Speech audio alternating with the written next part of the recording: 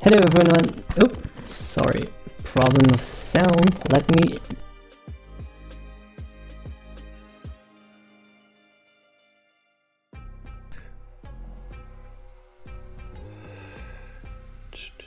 Okay, can you hear me? Alright, sounds better. Sorry, sometimes I need to just plug and unplug the mic for some obscure reason. Sorry for this mishap. The first one of the evening or the morning or the afternoon, whatever time it is where you are. I hope you are doing great and welcome for this episode, this live episode of Learning from the Masters. And today, after a vote that saw Vermeer win, we are going to make a attempt, at least a master copy of this girl reading a letter by an open window, if my memory is right.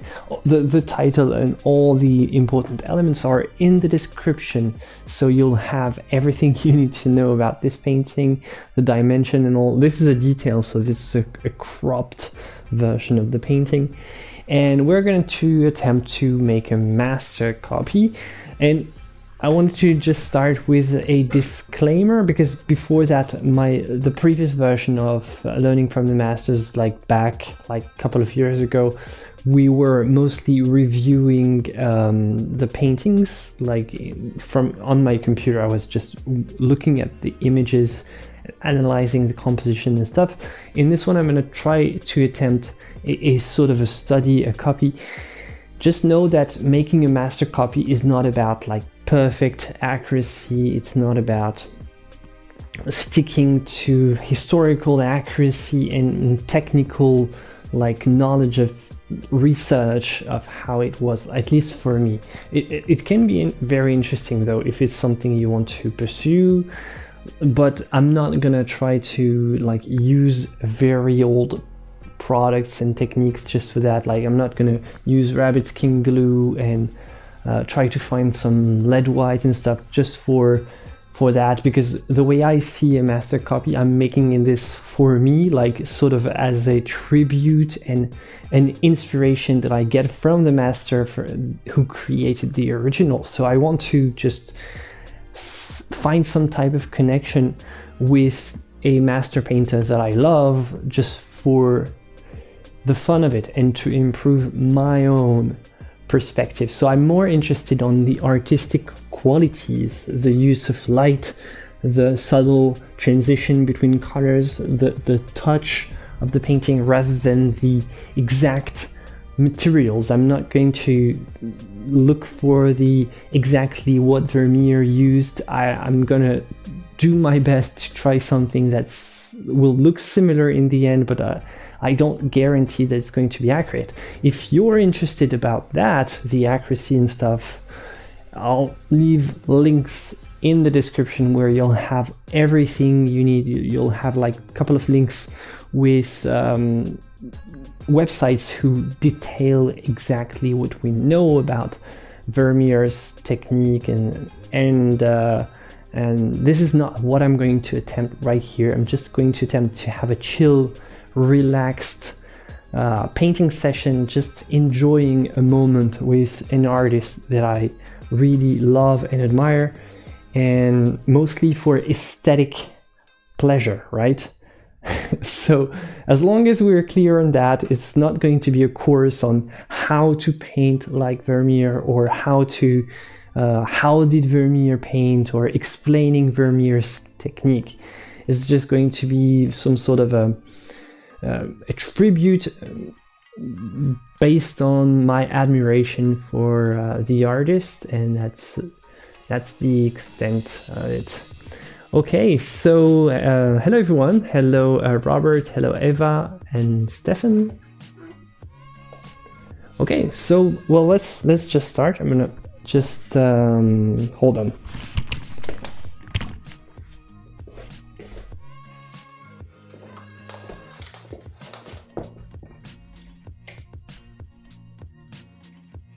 So let's reframe this.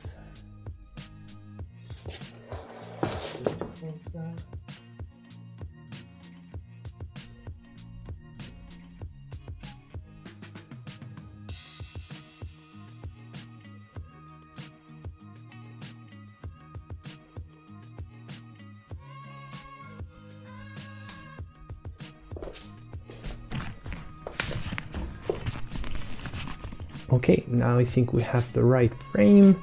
So in terms of the pigments, it's going to be pretty simple. And it's going to look very similar to a Zorn palette in a way. So not necessarily something that Vermeer used specifically, but just for this cropped detail, I think that these are the only colors that I'm going to need. And also about the accuracy of the reproduction, I'm using an actual paper reproduction that I cut out from a magazine, but I'm going to just aim for that, because for simplicity's sake, if you look at the actual at a better quality reproduction, it doesn't have this grayish greenish fade. It's I'm gonna use this one for the simplicity of my work for this episode, because trying to color correct an image during a live stream is going to be a pretty difficult thing to do. So my pigments are titanium white. Yeah, I don't have lead. That would be the best color for historical accuracy, but I'm not, as I said, not going for that. And then yellow ochre, pyrrole red, burnt umber, and ivory black. So it pretty much looks like a Zorn palette, but I still add my burnt umber because it dries better, and I kind of appreciate this color very much, even though technically you can recreate this. It's not a, it's more a convenience pigment in this case. So my plan for this one is I'm gonna try to not necessarily paint like Vermeer, but I'm gonna try to approach this with the same type of touch. We don't know much about the drawings, the sort of the preliminary drawings of Vermeer, so most people think that, like Caravaggio, he mostly did most of his drawing directly on the canvas, and not much has survived from his like drawing on paper. He didn't necessarily transfer anything, so that's what I'm going to be going for. Okay, so hello everyone, hello Margaret, hello Dale, Karen, Ellie. If you have questions, feel free to ask, because I can highlight them and respond, so that can be a thing. If you have anything to ask away. So yeah, I'm not gonna stick to any type of specific method, but I'm going to try to work in several layers, even though I know that for this one, my plan is to only do them during streams, so I don't know how much I will have time to do before the stream ends, and how many streams I can do, because if I had to do 5 different streams to get this one painting, well, I can though, but it's not ideal in terms of scheduling my work, but already starting to put paint on my model. Okay, so let's start with a background. I'm gonna try to go for something greenish like this. So for this green, just a touch of yellow ochre and black, and creates this very greenish hue.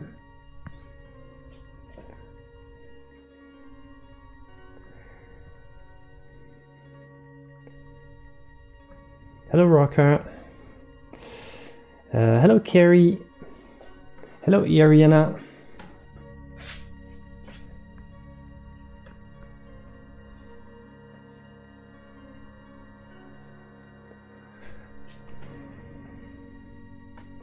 Maybe I'll add a bit of blue.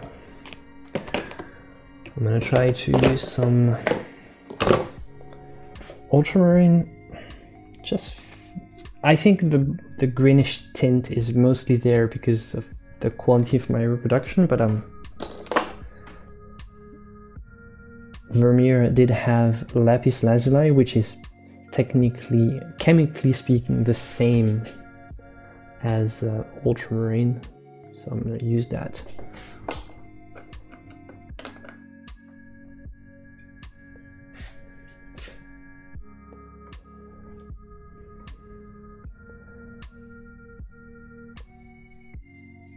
So the subject, rocker, it's in the description. It's a painting by Vermeer. It's girl reading a letter, so you don't see the letter. Obviously, it's a detail by the window, by an open window.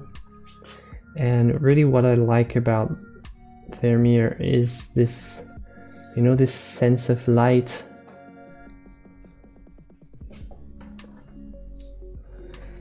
This very this soft luminosity, and this mostly comes from his choice of composition. He was a genius of composition. You might think was pretty well, looking at it right now as we know it, it was pretty, like, it had like a clear formula in his paintings, but it was a very great formula. It did really work. Very effective to give this nice sense of atmosphere, play with light, the angles, and also the geometry, because there's always like some type of, you know, frame. Right here you see the frame. I'm gonna show, I forgot to add,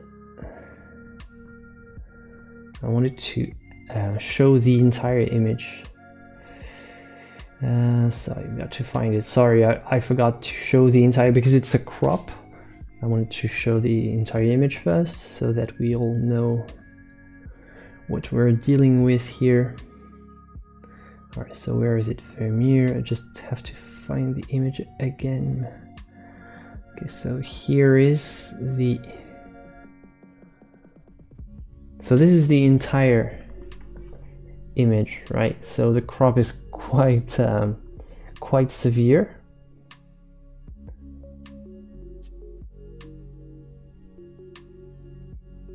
And you see it's not as greenish as my reproduction. But yeah, for what it's worth, it's gonna be just fine, right?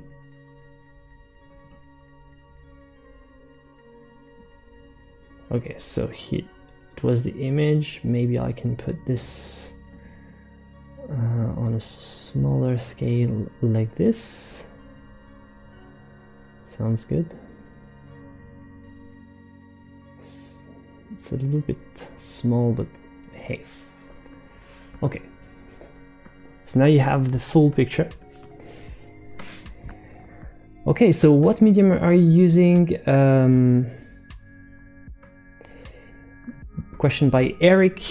For the moment, I'm not using medium. I'm just using my solvent, just for the underpainting.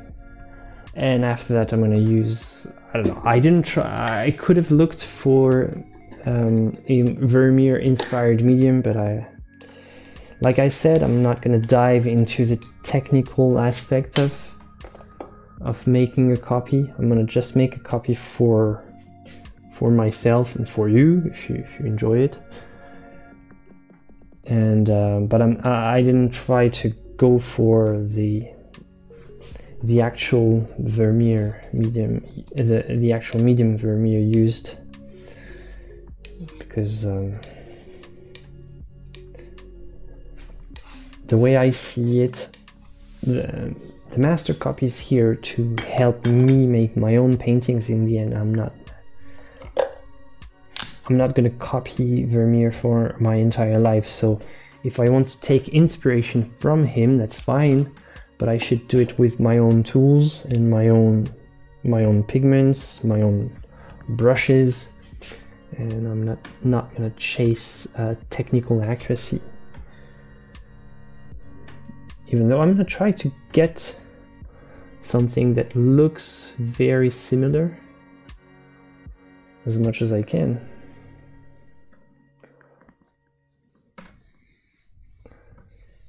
Alright, for the moment I'm not going to spend too much time worrying about this background because it's just a background.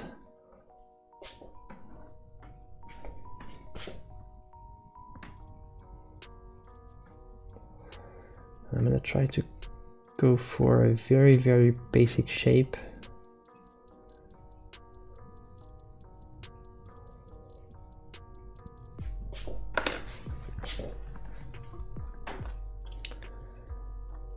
So how is everyone doing?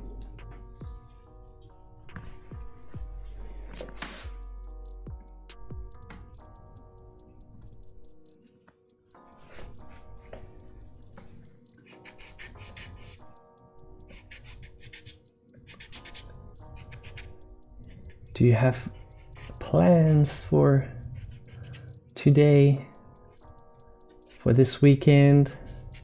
I mean, artistic plans. Well, you can tell me what your plans are.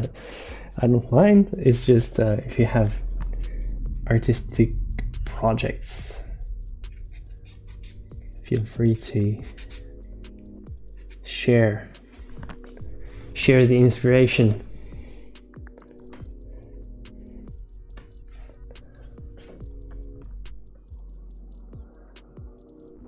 Alright, so right here I'm trying to basically delineate some type of shape that would be approaching this.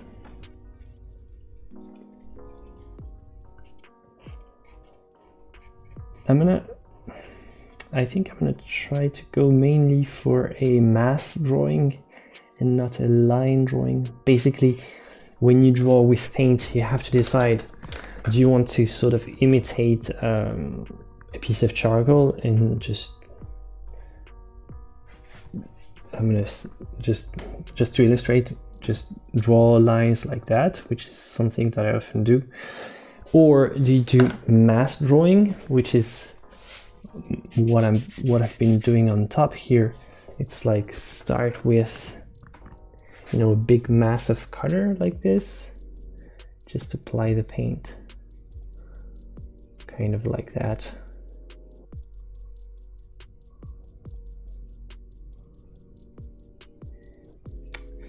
And since it's a small size for this study, I'm gonna go for mass.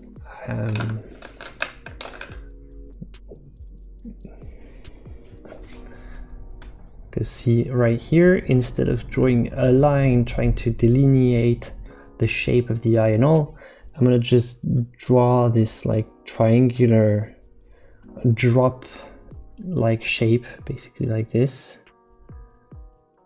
See, this is what I call mass drawing, basically where you're drawing with just shapes.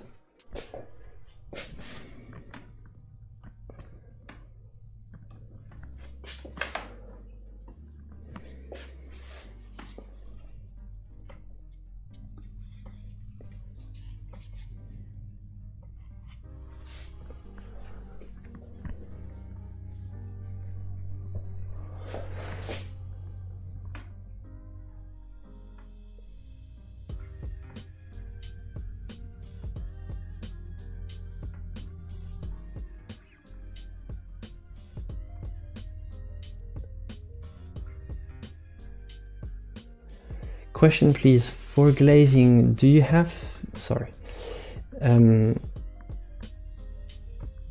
for glazing, do you have to use transparent? Can you thin opaque colors with lots of oil or liquid? Well, the principle of a glaze is it's mostly about the transparency, not of the paint, but of the pigments mostly. So technically you can do a glaze with any type of medium as long as it's not a matte medium, but even there. What matters for the glaze is that you do it with a transparent pigment, so that's more the quality of the paint that's going to allow you to make a good glaze rather than the quality of the medium. The medium, you can use a specifically glossy, very glossy medium if you want. Something with a resin, something with some type, you know, some type of varnish used as a resin, but it's not necessary. Not in all cases, depending on what you want to achieve. Like a glaze can still be done with a relatively normal, quote-unquote, medium.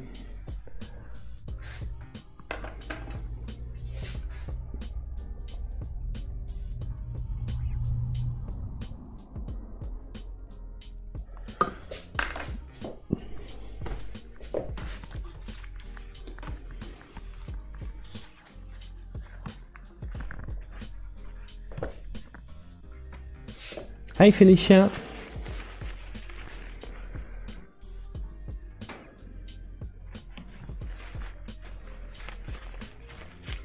I'm working on a series of illustrations that I plan to print on cards. It's great, Ellie. Ellie.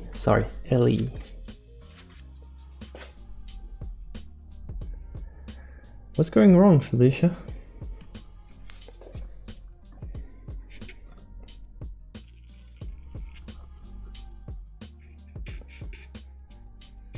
I hope we can cheer you up if you had a bad day.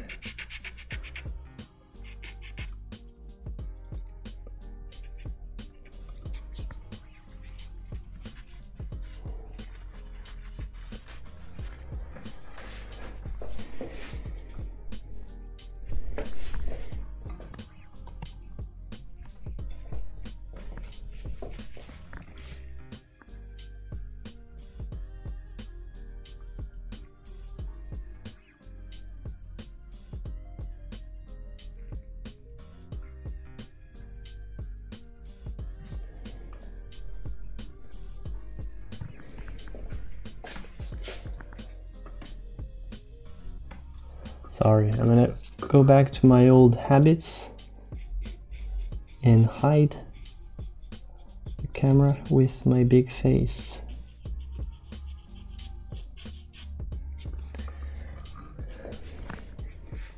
Stupid habit of trying to see. People often complain that I hide the camera. What can I do? Like, it's not always easy to position the lens so that it sees enough, but it's not too close. It's really a science of positioning to get the best view.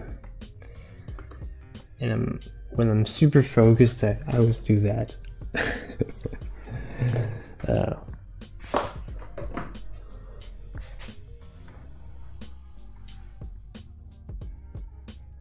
Okay, yard work, I sympathize, definitely.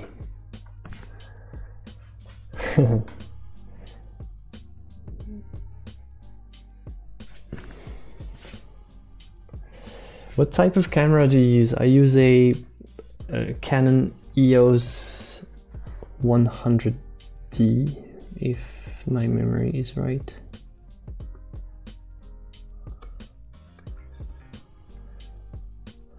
I'm gonna try to focus just to get the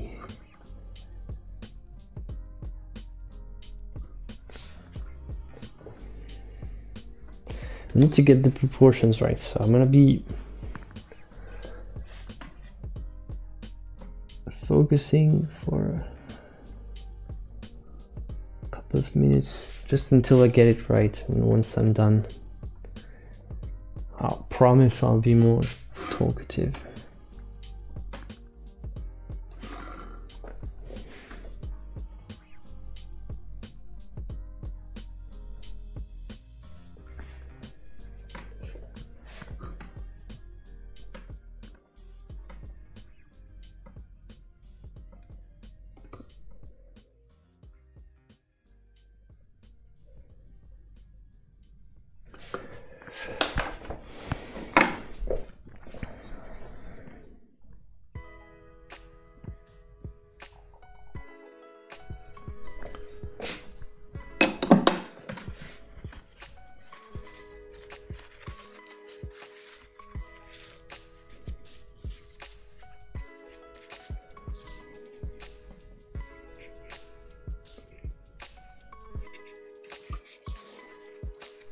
Sure, Felicia. The title of the painting is in the description. I didn't want to crowd the screen because I'm basically going to reuse the footage. I might reuse the footage for later, so I didn't want to have too much extra information if I need to edit later.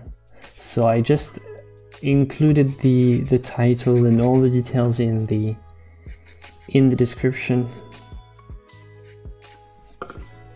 It's Girl Reading by an Open Window by Johannes Vermeer. Failed at streaming my painting due to bad camera. Well, I did struggle a lot as well for a long time, and this is my camera. This is the camera that I've always had, basically.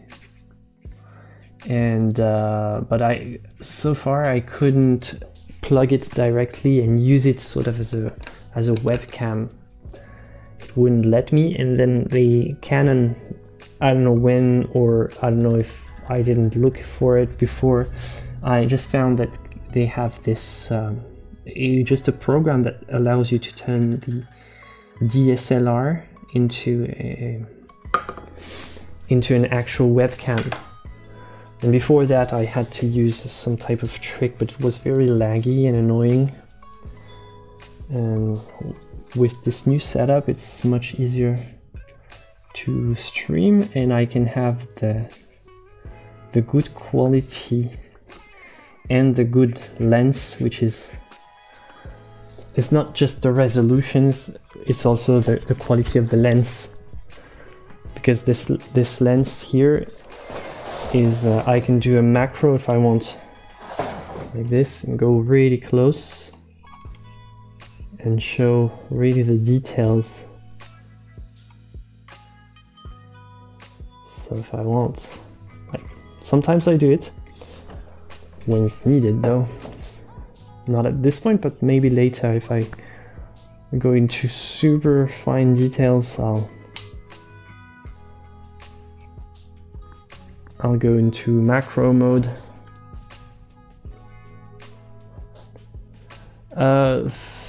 Sorry, I'm gonna highlight this question. I'm not blending the edges with my tortillon. It's just a rolled piece of paper. It's just like, for the moment, it's to just remove the paint, because it's still, this is the blank, it's not canvas, it's a panel. Should be on a canvas if I want it to be more accurate. And I just apply the paint, the wet paint, and I can remove it like that. So it's not to blend at this point. So blending is mostly done with my brush as much as possible.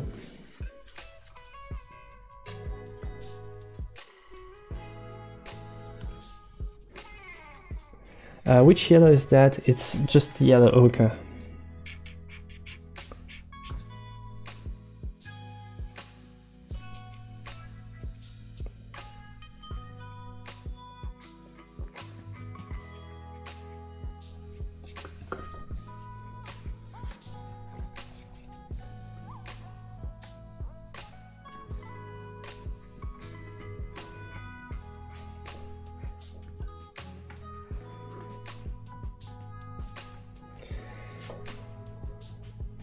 Yeah, I think I saw something about painted out angels.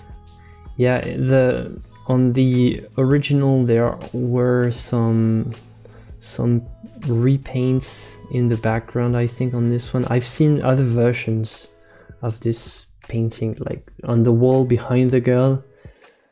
On some versions that I've seen, there is something, I don't know what's wrong with this. Maybe it's my memory playing tricks on me.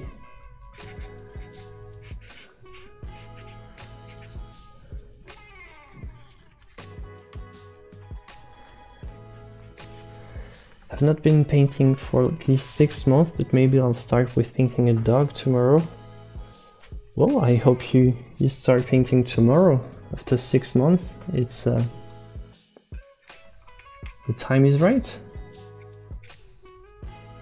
Why didn't you paint for that long? Did you had other things, or is it that you didn't felt like it, or just, you know, circumstances?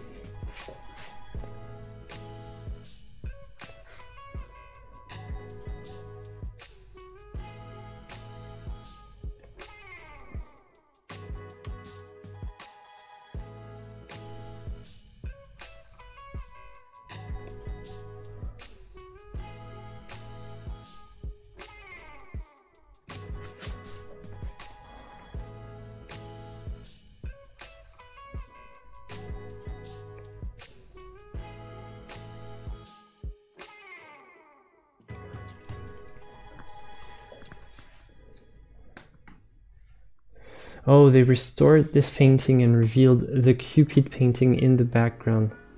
Okay, thanks. Okay, so the version that I have is not the right one, is it?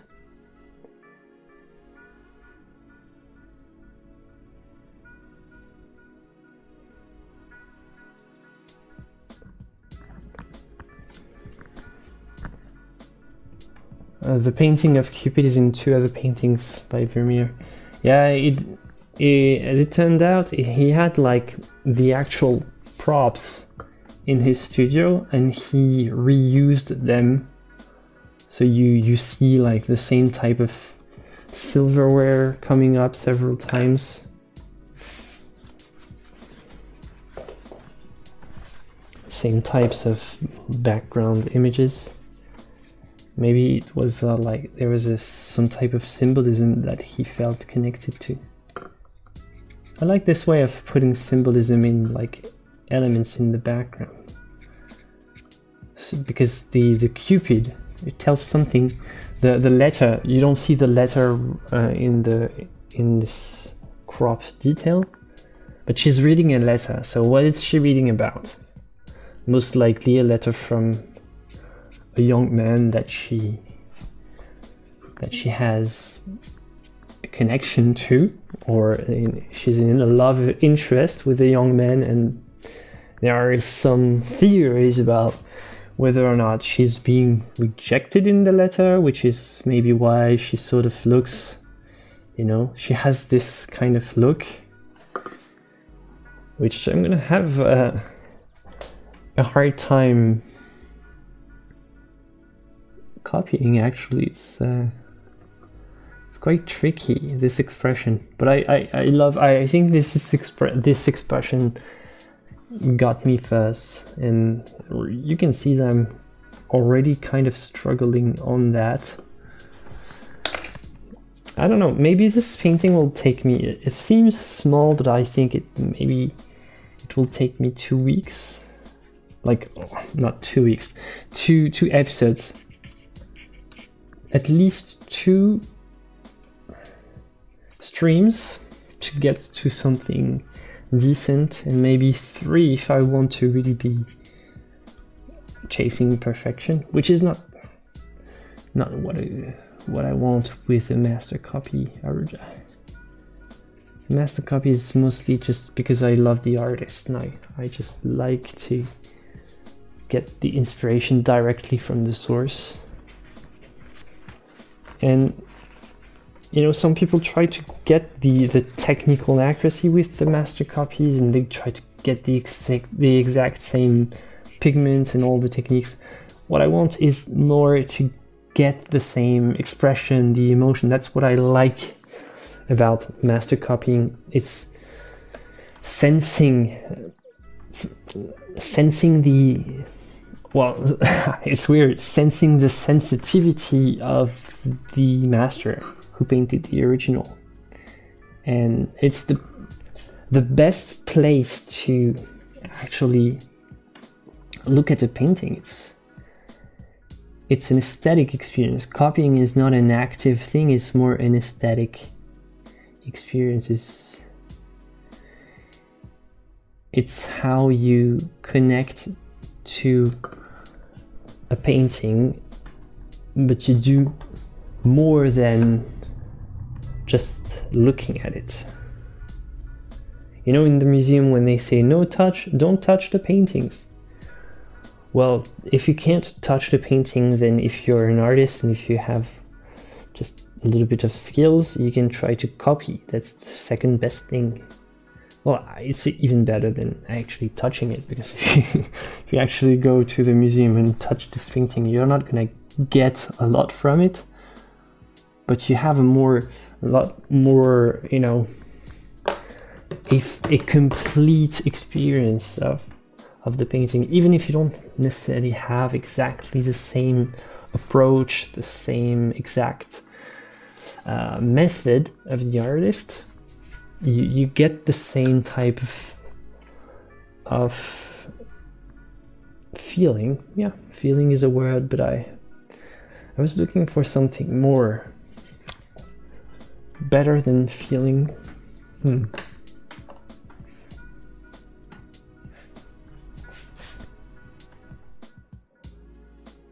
You get to experience something similar to what the artist experienced painting this subject, basically. So you get in the shoes of a great master, and it's always a great honor.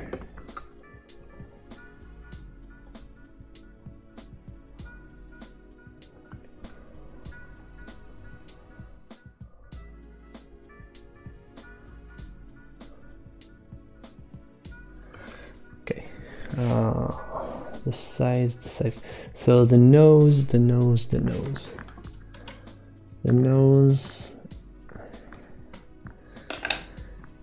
It's already so delicate. You kind of feel the Vermeer touch already. It's kind of like you're forced into this very delicate approach, sort of forced to just caress the canvas very delicately.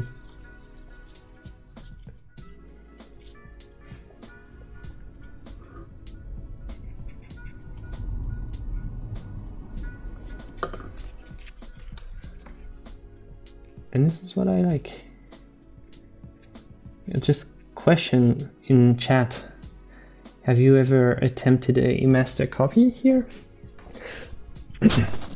Sorry, let me cut the mic.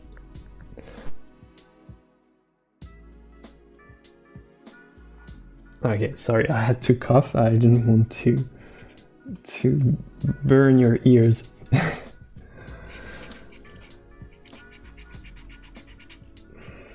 So who has attempted a master copy here? And from what? Or from whom?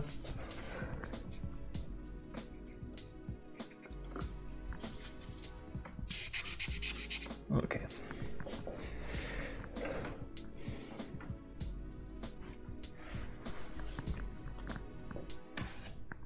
Hi, Johannes. Thank you, Rob. Your painting is looking great already. Yeah, I wouldn't say that, but it's on its way. Say that slowly. I'm gonna take it slow because, well, I'm not gonna rush. The point of these sessions is to just have a relaxing experience for everyone. So I'm not gonna rush, I'm not gonna stress. I'm gonna do my own thing.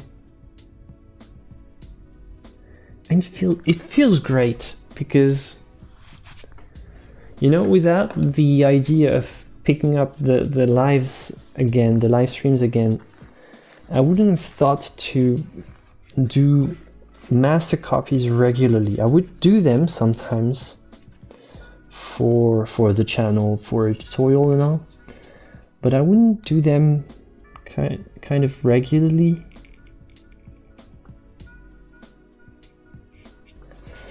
And the thing is, I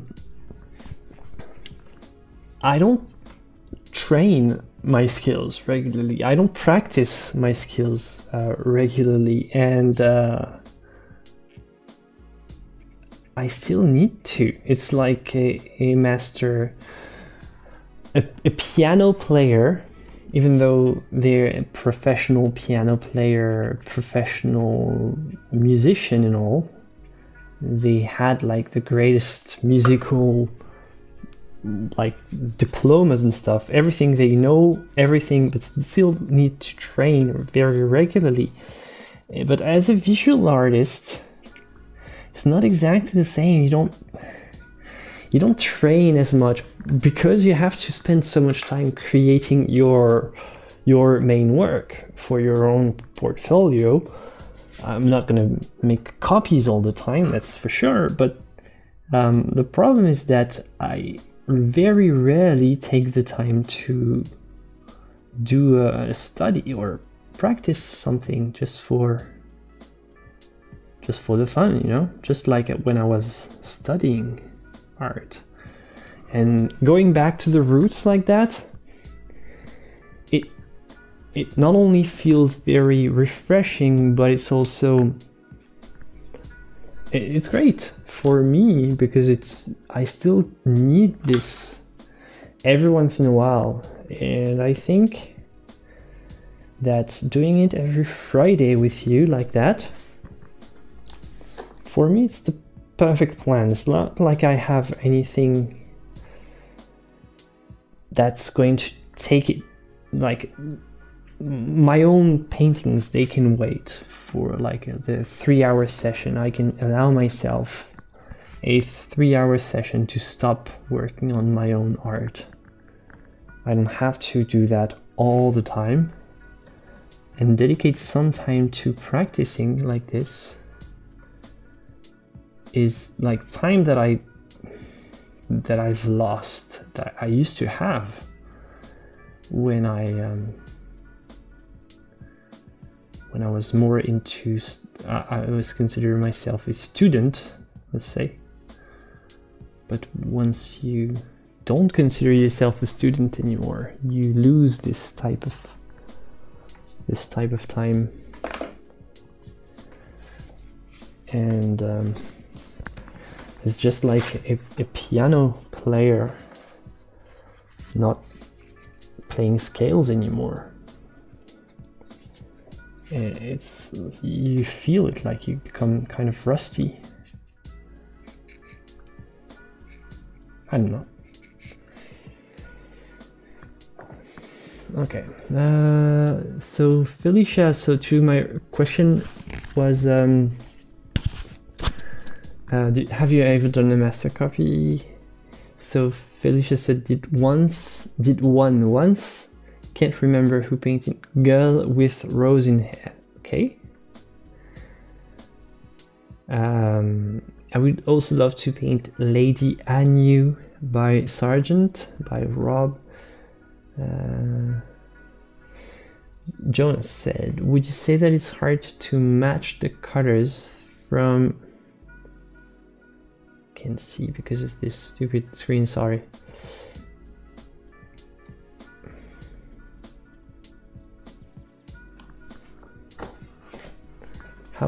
Why can't I have your text here? Oh, I see, sorry. I couldn't see the text, but it's here. Sorry. Would you say that it's hard to match the colors from the masters, or trying to get close is better? Well, what I would say, Jonas, is for anything, not just for master copies. For anything, getting close is always better, because that's how you never match the color or find the color. That's my philosophy with color. You're always navigating the color scale and going closer and closer.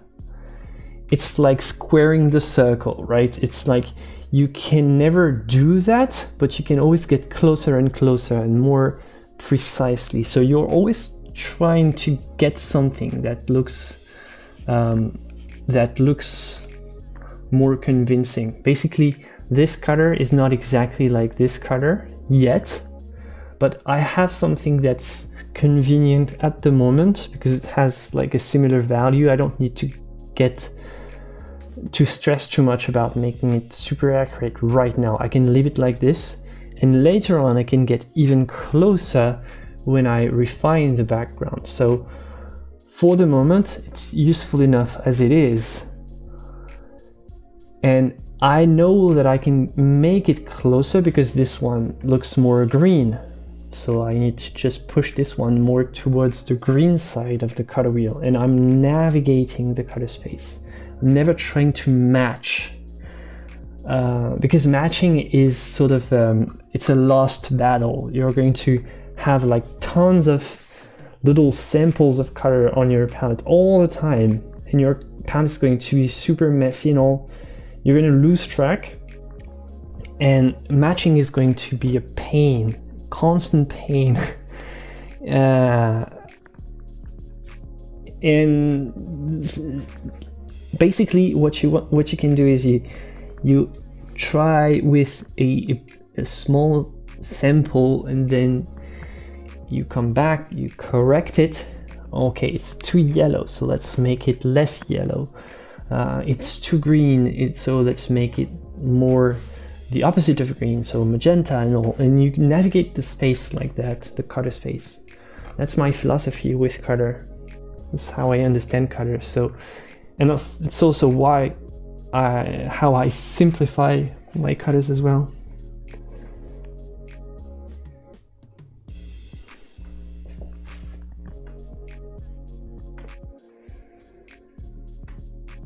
Okay, so it was Girl with a Rose by Renoir. Okay. It was fun to do more.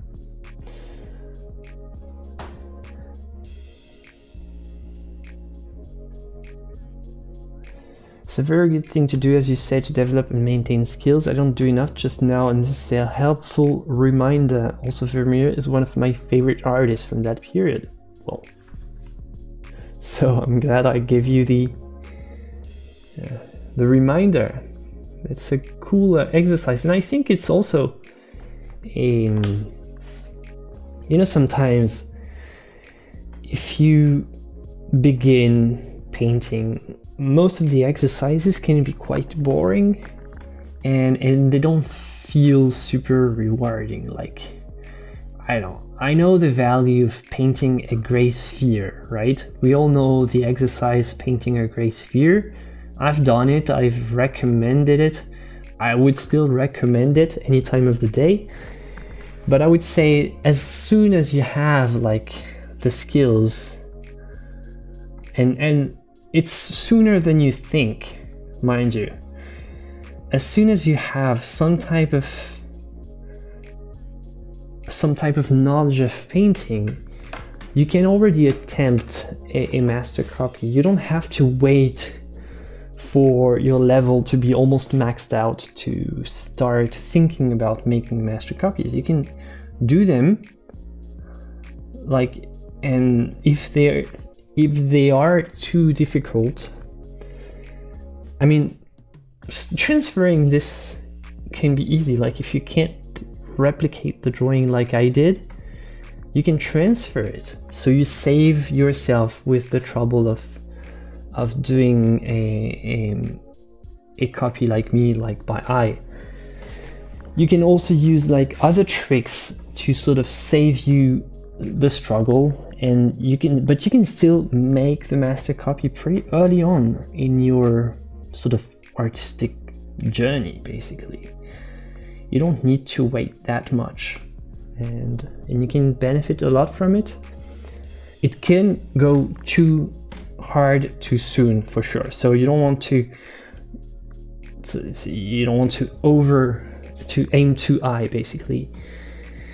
But you know, for a small study like that, a detail, a crop version of the entire thing can be very interesting to do,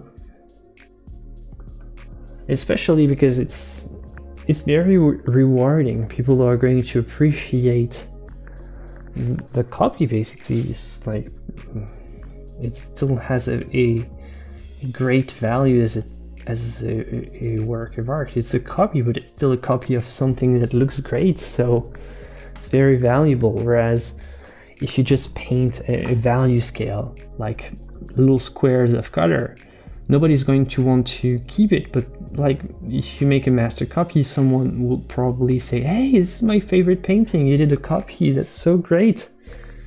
And you say, do you want it? Sure. And there you go. You sold your first copy, or you give away your first copy. That's a great feeling.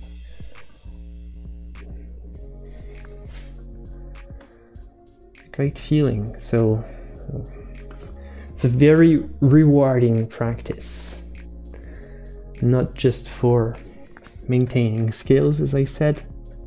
It is great for maintaining skills, but it's also a very rewarding practice.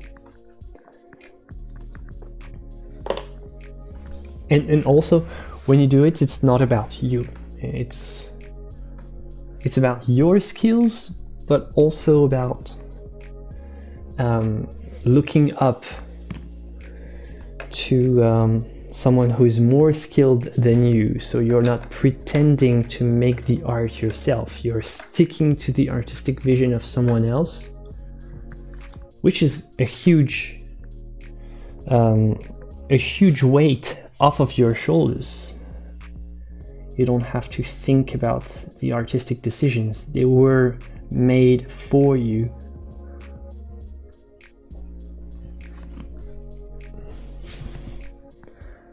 And most of the time, that's like the aesthetic choices.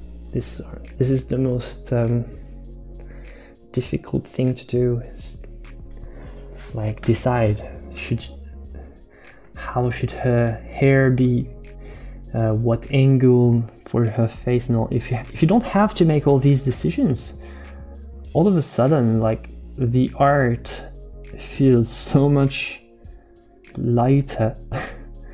Feels so much easier.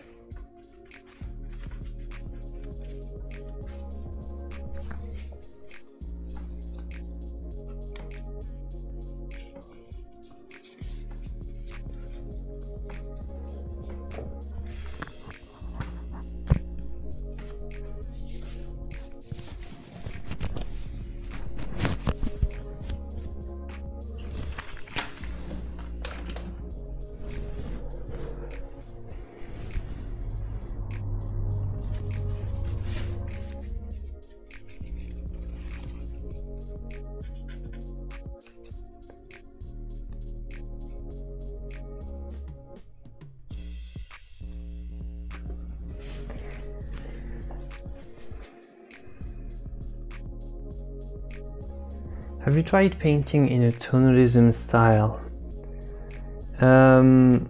Not as a sort of a system, but every once in a while. But it was never like something that I did sort of as a coherent practice, basically.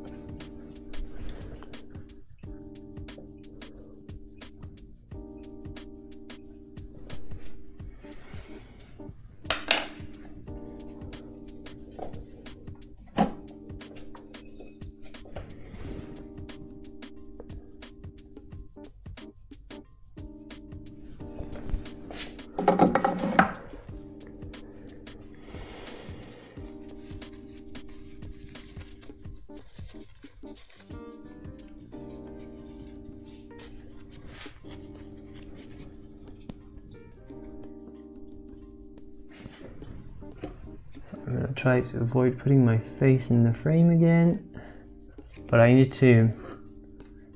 I saw that the nose is supposed to be slightly longer, which means that the entire lower part of the face needs to move as well. So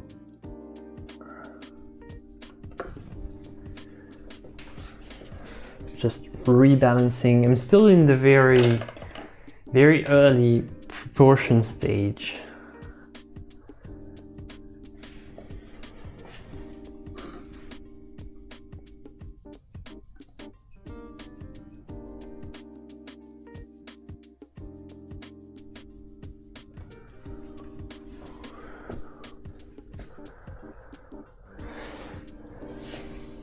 So I'm rebalancing the profile, and once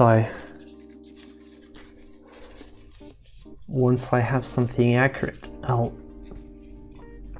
jump more in the giving it some type of like more volume, more body with slightly more opaque paint, but I'm still always going to be working with very thin layers.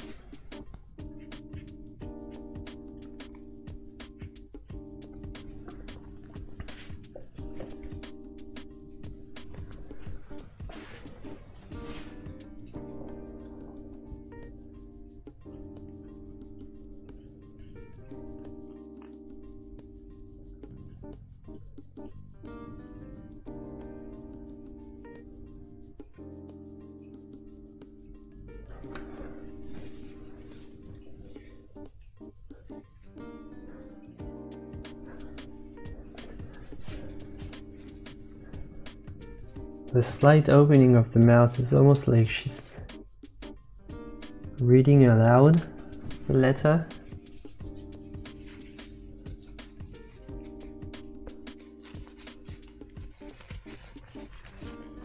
It's all very subtle. Oh, sorry. I kicked my tripod. Happens, sorry. Okay, so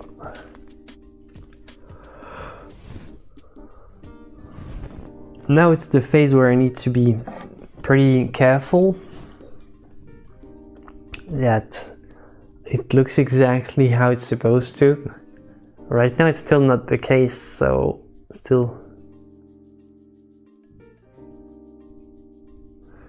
have a lot of work to do to get it right, but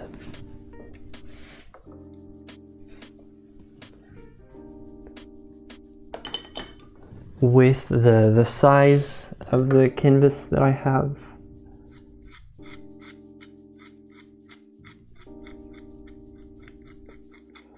it's not easy. It's all very small, and I also like this practice because it helps me practice this exact thing. It's working on smaller surfaces, usually not the type of head size that I paint. Normally the head size that I paint are roughly the size of my hand, and right here it's much smaller. And believe it or not, but it's a completely different approach. Sorry, I'm hiding the view again. Believe it or not, but it's also a very different approach because it's not the same type of brush style that you're going to use at all. and it changes the entire philosophy of how you approach the face.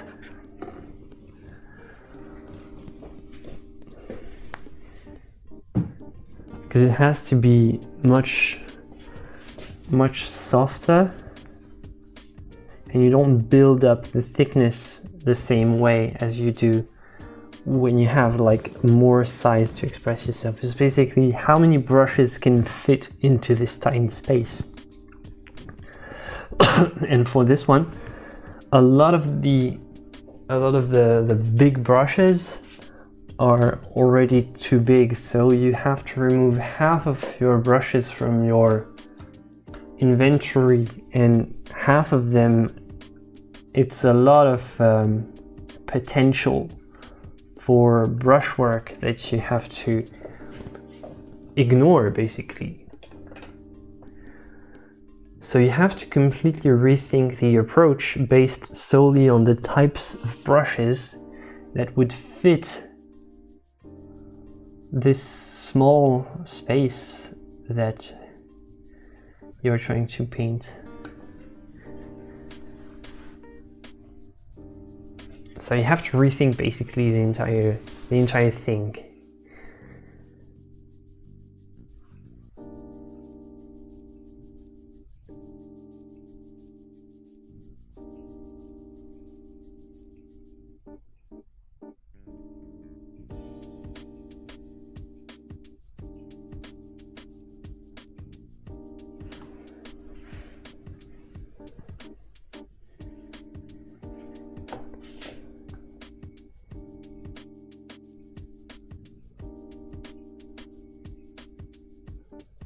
With smaller brush, technically you're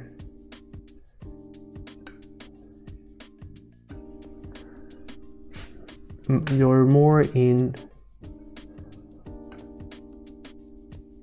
sort of a tiling experience. You're putting little tiles of paint, like a small mosaic. I don't know. That's how it makes me feel when I paint small. Like I'm doing a tiny mosaic of fluid paint. But you want less fluidity, by the way. If you're painting smaller, because more fluidity means less control. It means the paint is going to slide away in most directions. You want to avoid that as much as you can. You want to keep things under control.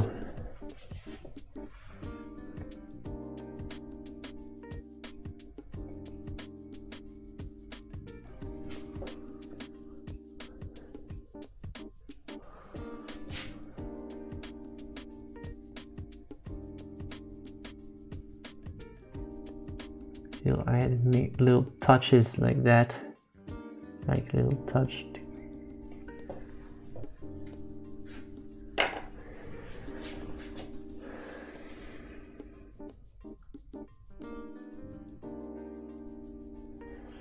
Okay, so I had a huge cut in my chat and I'm receiving all the messages at once, so I think tonalism may just be used in landscape, though I'm not sure. While looking at picture, just notice use of light against dark and dark against light.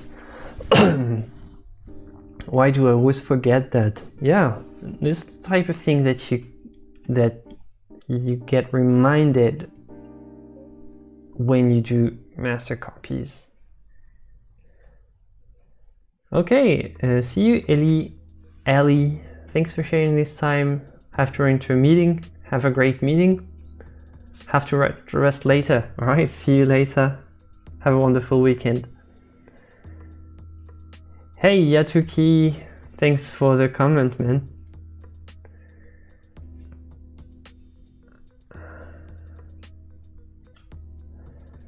I see you're using a rolled up tissue to erase areas. I used to do that, but I recently started using paper stumps that are typically used in charcoal drawing. Yeah, that's a great idea. I like those, but the problem is I have too big of a consumption of those.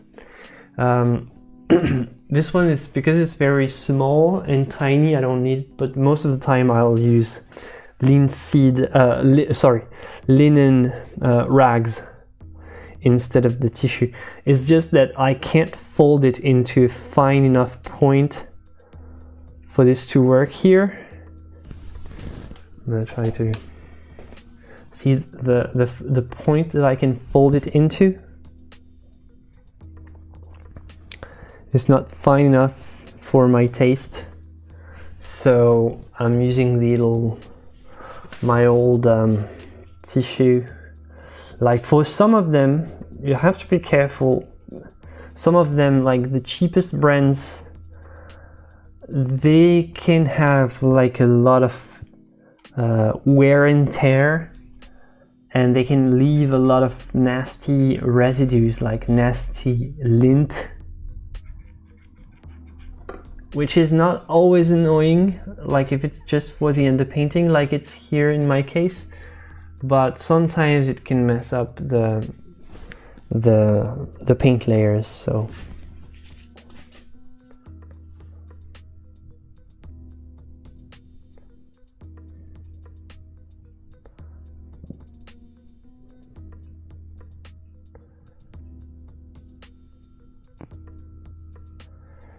what's on the palette? On my palette is titanium white, yellow ochre, pyrrole red, burnt umber, ivory black, and ultramarine blue, which is basically, it's like a Zorn palette with burnt umber and blue added. So extended Zorn palette if you want. Hi from California. Hello, Abinay. Love your work. And purchased my 8-hour course and couldn't have been more happy. I'm glad it was helpful. Felicia says, or the letter is giving her heart palpitations. Yeah, that's what I love about these paintings. Like, you can interpret the painting the way you want. So maybe it's a breakout later, maybe it's a breakup later, maybe it's a declaration of love, maybe it's, I don't know, the letter from a sailor who is very far away and she's receiving the letter, and I don't know, you can interpret it how you want. That's what I love about. That's the power of painting. As I always say, it's like, it's the opposite of how a novel functions. Like in a novel, the author will just tell a story and you'll have the image in your head, like coming from your imagination. Basically, an author would say she read the letter as the light entered from the window, etc., and he would write something, they would write something like nicely written and all, and you would imagine something that similar to this. Whereas with art, you have the image already and you can imagine the rest of the story. So what is the story about? What is she reading about? What is the letter saying? Is she sad? Is she happy?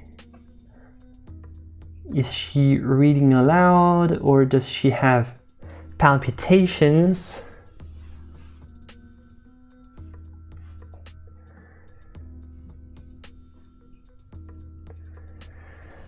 Do you make copies of paintings in very different styles to your own preferred way of working? If so, what benefits do you get from that? I tend to gravitate more towards just my taste. Technically, I'm not even like, it's not even on purpose, but my taste sort of gravitates towards artists who basically used a style that I can easily pick up and use. So not something that seems very foreign to how I paint. And the furthest from my own style, I never had something so unusual for me that I was completely lost. But maybe I could try, but you would have to go pretty far to lose me, except like maybe if it's something really radical, making some type of abstraction or some type of art that's a different type of, different from figuration in classical painting, basically.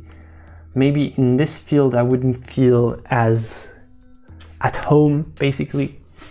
But most of the paintings that I've chosen, and maybe this is a problem, maybe I'm sticking too much in the safe zone, I don't know, you'll tell me, but most of the paintings that I've copied are paintings that they feel like home to me, basically. So not painful to make, that's for sure. Always a joy. It's sort of an honor to get in the tracks of a master that I love. Question: how did Vermeer treat the edges? I mean, which technique for the girl with a pearl earring did he blend with a dry brush? About edges, I don't. You mean so wet on wet and you blend with a dry brush over that edge? Or because I think this edges, just treat them with a very soft touch, pretty much like I do here, but even softer and softer, and just with patience. I would say, how would you soften this edge like this?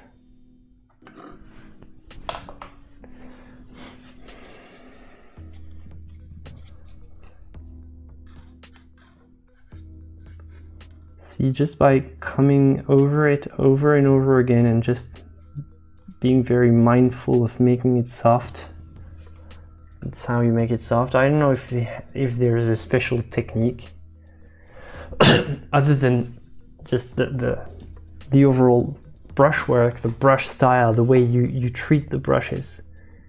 Basically a very different approach than someone like Sargent would have to soften brushes, soften brushstrokes would be with like broad wet on wet approaches, and here it's more like very soft blending, maybe with a dry brush, but mostly with anything he can do to just soften.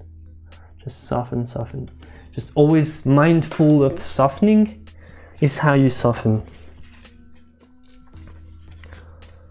Or you have the completely different mindset and you're more a Sargent inspired painter and you soften with spontaneous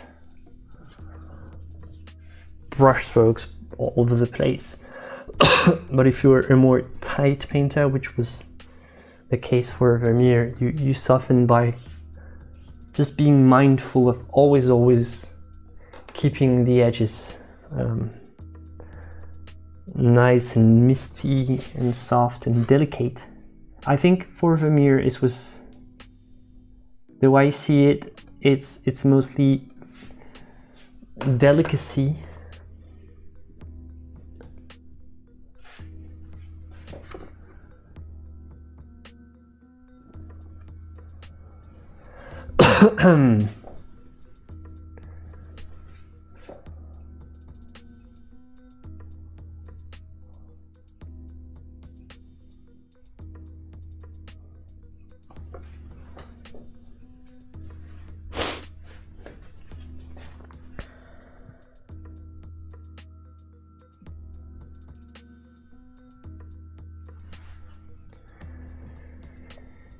Yay, back home. Where are we at? Still painting, still a long way to go.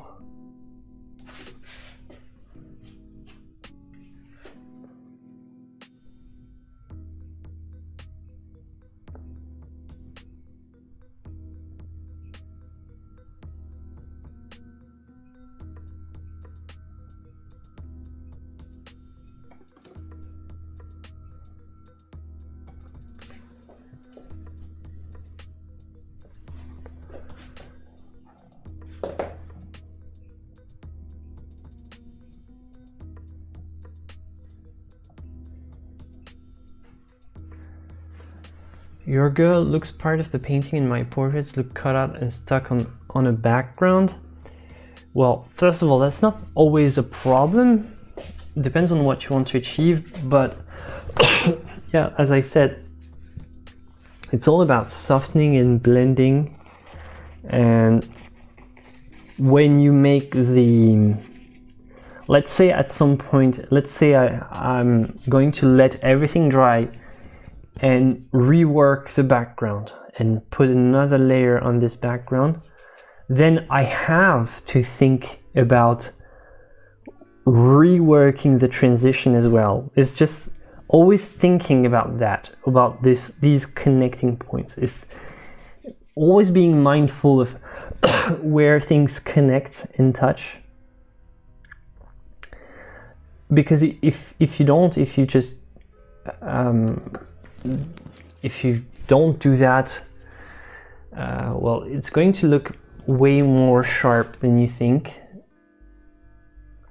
especially where you don't want it. So it's about this type of thing. If, let's say, I'm making the, sorry, my face is in the way, just a moment, I know I'm annoying like that. Okay, so the hair is a good example. The hair is something that's always very easy to mess up, and it looks super sharp. Let's say you do that. Imagine doing this. You say, oh, she has blonde hair, so I'm gonna make that blonde here. Well, obviously it looks super sharp because, well, you didn't have to work on the transition. So when you do this area, you have to work on this area as well. And also this area as well, probably, if it's not blended by default. So it's just a habit to get into. Oh, no, it's going to look ugly now, sorry, but yeah, it's just wanted to illustrate this point.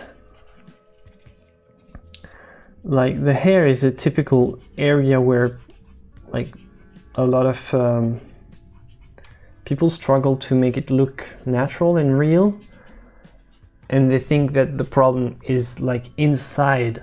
The problem is not inside, because the problem is mostly the transition. So it's always super important to make it soft. Right now I'm not touching it because I would need to have some of this face color, and I haven't started painting this face color yet. So I need to wait and need to do things, the things that connect, I need to paint them in a connected way. Basically, it's just as simple as this, but it's a mental shift if you're not used to that.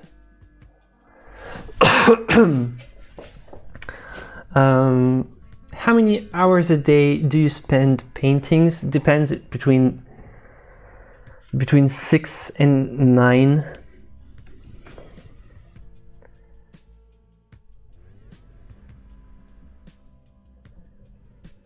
Okay, my edges are too hard.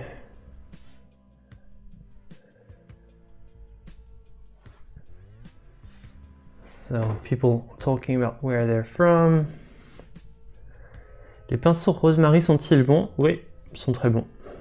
C'est une bonne qualité, bon choix.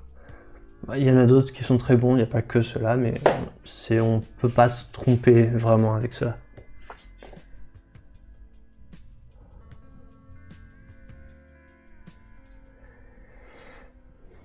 Thanks, Felicia. Felicia is already assisting me in reminding people what I said so that I don't have to repeat myself.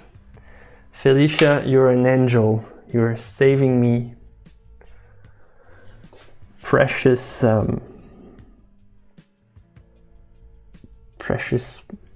moments of repetition, of repeating.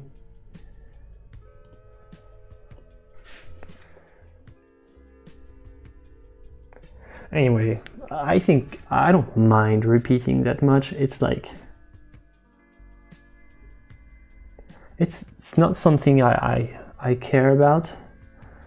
Like most people ask me the same kind of stuff all the time, but it's absolutely normal, because like painting is painting. It hasn't changed that much, and like for centuries, since the time of Vermeer, it's pretty much the same thing.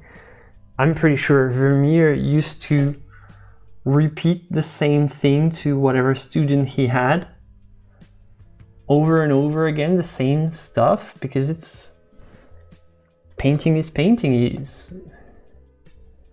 and it's normal that I have to repeat the stuff. But I'm like teaching online and stuff, I always gravitate about the same thing: values, proportions. What can I do? It's like, that's the only thing you need to get, and once you get this, it's pretty much you're on your own. Like, congratulations, you're an artist right now. I can't just come up with new inventive things, which in a way it's hard, because as sort of YouTube content creators, we don't have new stuff to bring to the table all the time, fresh new content. So we end up repeating most of the time the same stuff, all of us. Like Stefan Bowman, Andrew Tischler, Cesar Santos, all those guys. Sorry, I'm forgetting so many names right now, but like so many amazing YouTube artists, and it seems like we're basically talking about the same stuff in different ways, which is cool. We still have different approaches, different styles, but in the end it all gravitates around the same stuff. So we always repeat the same stuff that was repeated for centuries before us by other artists. That's the game.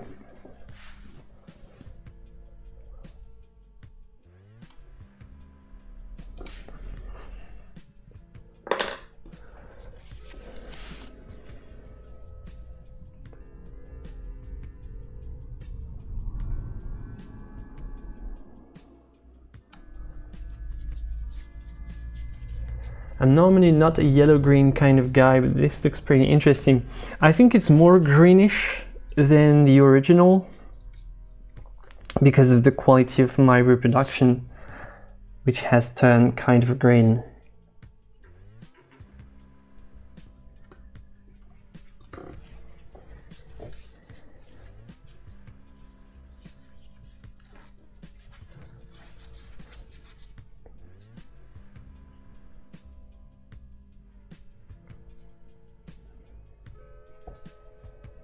How do you deal with the fear of not achieving enough?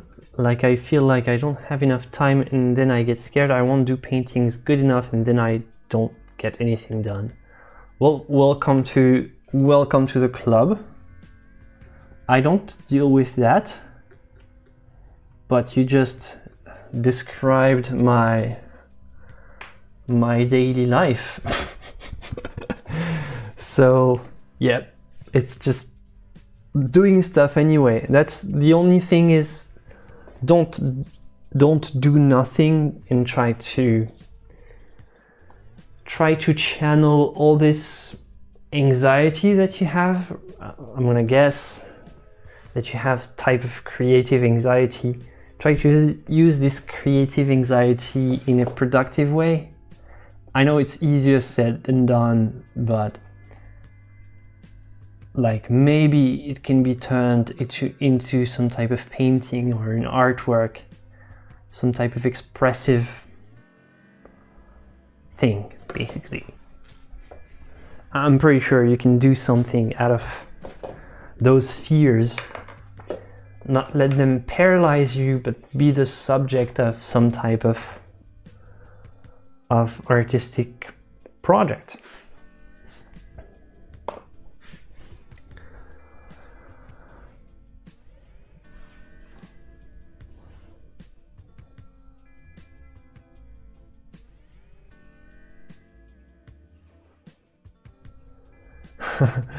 Rob, I think I've discovered a new condition. You've heard of tone deaf in music. I'm tone blind. Values are difficult for me. Well, I don't know, maybe this condition exists, like, who knows, like,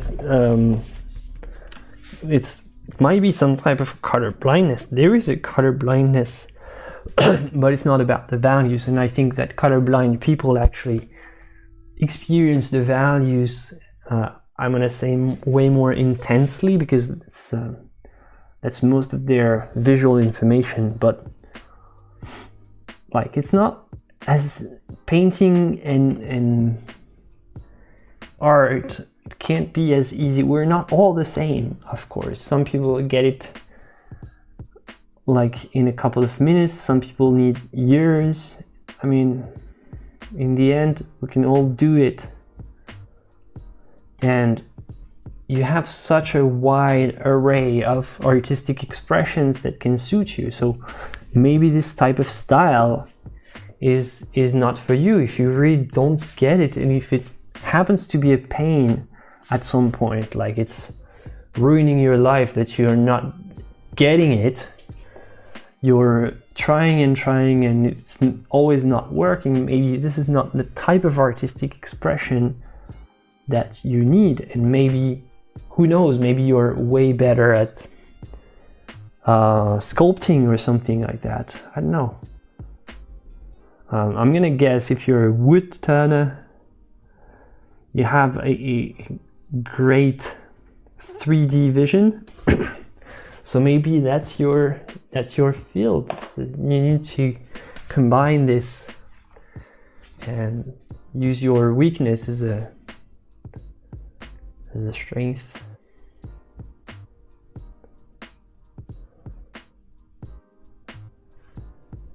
Felicia, I guess I've always felt mistakes are a part of the process.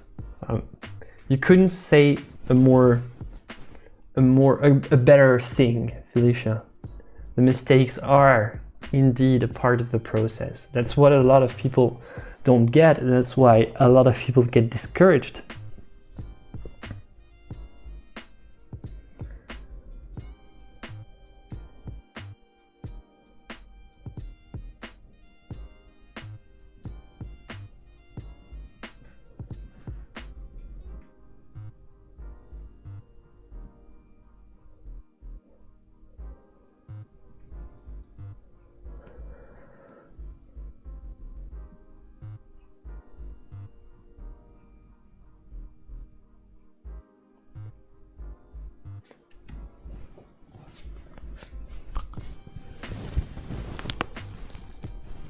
Okay, so last check on the proportions, and then we'll see if I can start adding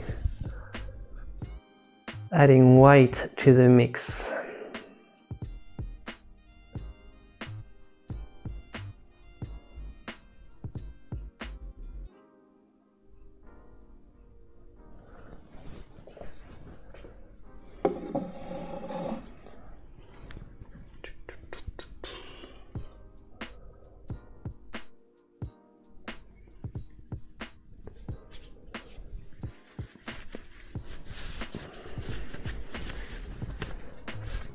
Well, of course you will improve with practice. Absolutely. Absolutely. And you know, sometimes you have like something clicks and all of a sudden it feels natural.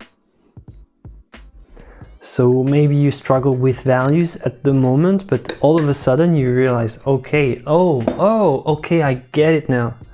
So values work like this.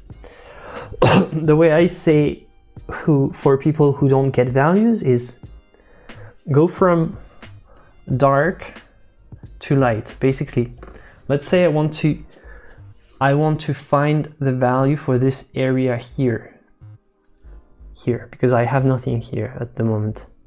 What I want to do is look at my model, and I want to take the darkest area that I have. So here, I'm gonna figure that this is here, this is the blackest area that I have. So I'm taking this point as a reference. I'm comparing it to the next, comparing it to here. Now I see that here it's a little bit darker than it's supposed to be. So I'm simply going to make it lighter. Don't look about the color that I'm using here. I'm using yellow, but think of it as black and white. It's much easier this way. So right here, this one, it's less dark. And I'm gonna continue like that. I'm gonna try to come up with a color for the area just next to it, this one. Okay, now I compare it. It's way too dark compared to this, so just a little bit of white, actually a little bit of red, but don't mind the red, just focus on the value. And then I'll have something like this. Then to me it seems more yellow, so I'm gonna add a touch of yellow. And like that so far. Maybe it's not perfect, but it's decent enough that I can switch to the next area, so slightly lighter. And just like you would tile, you would make a mosaic, you add patches of color next to each other and you compare, always compare to the previous one. And you will get from this blackest area all the way to here, which is the lightest, which is supposed to be here. So here would be the lightest, and there's a sort of a gradient of value. And by working slowly like that, usually helps. Would a good exercise for him be using a black canvas? No, I wouldn't recommend that, because using a black canvas is like turning the entire process upside down and thinking in negative, basically. This is kind of tricky. I don't like this, basically. I don't like a black canvas, really, not that much.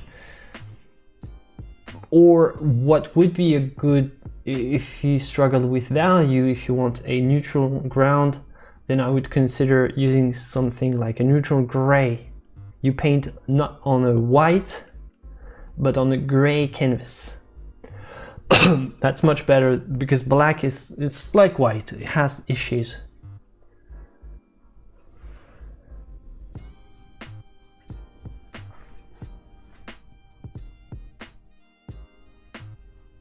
Looking at Vermeer's painting, it seems that the ear is off and it looks like she has receding hairline. It's just me. Maybe my copy is not done at the moment, so yeah, sure, there's going to be some fixing to do at some point. I think the receding hairline is like, because it's so soft, it's sort of faded out. I'm pretty sure the original painting was more well defined here. I'm pretty sure it's the aging of the painting.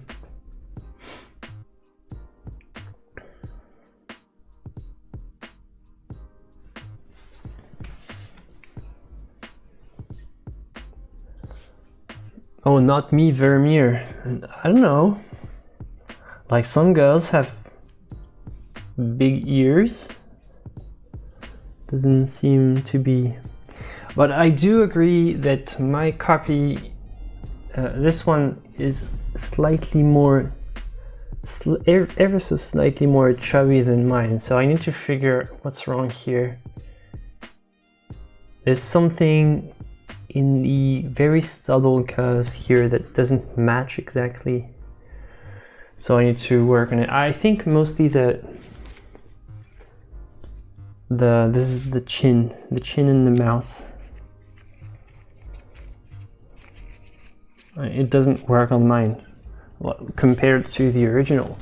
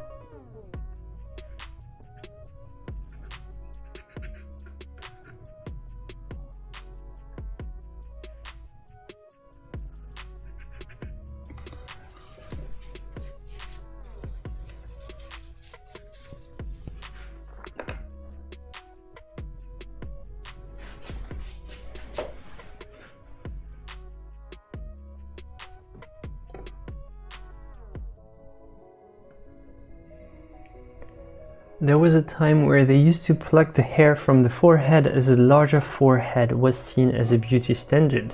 Yeah, these things, they do change. So for everyone worrying about like you know, every young girl worrying about not fitting the beauty standards of, like, I don't know, the latest TikTok trend, for every girl worried about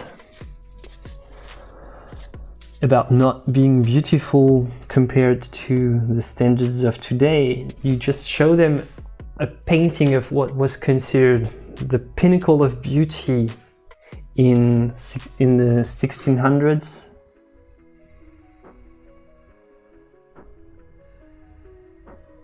And all of a sudden, like, oh, they reconsider.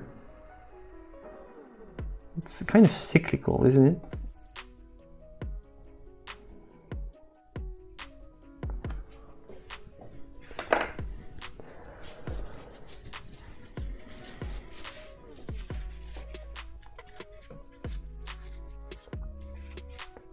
It's the top of a head, the top of her head, the tip of the nose. Yeah, probably. She looks like the original looks like she has more volume than mine. Mine is more petite.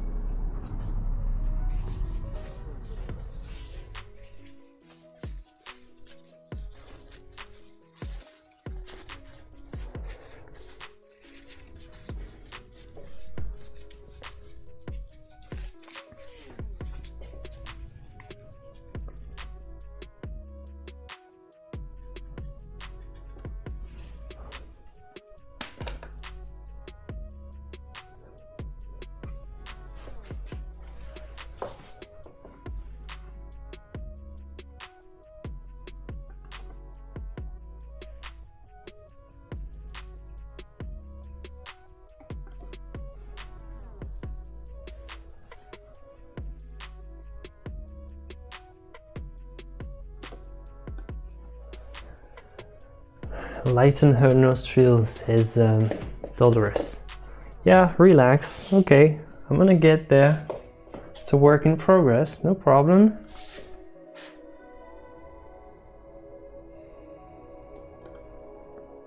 Still fixing things, so it's normal at this point.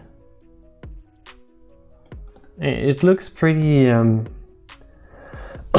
pretty advanced because the color of the background is so close from very white highlight, but it's not painted. All of this is not painted, it's just an empty area, so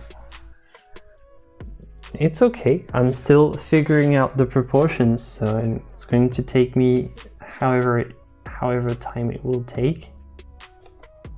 No problem there.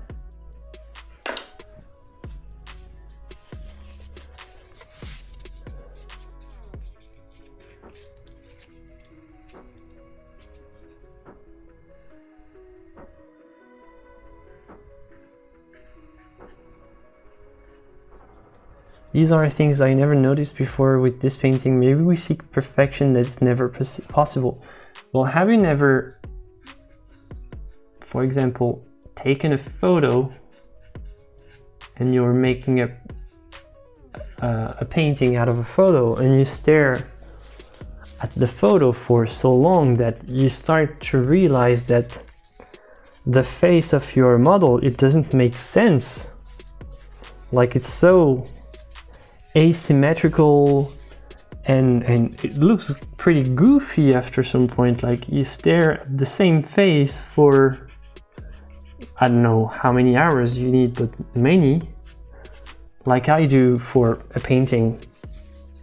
If you stare at anything for long enough, it will start to appear for what it is. It looks very odd. And we all look odd, but we disregard our own oddity because of how we are.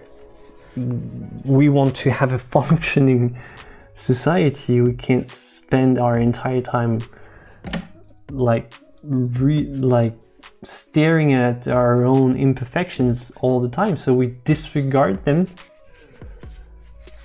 And we start to even appreciate them for what they are.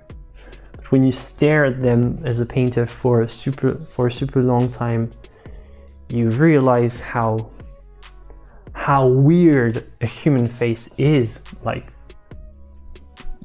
period.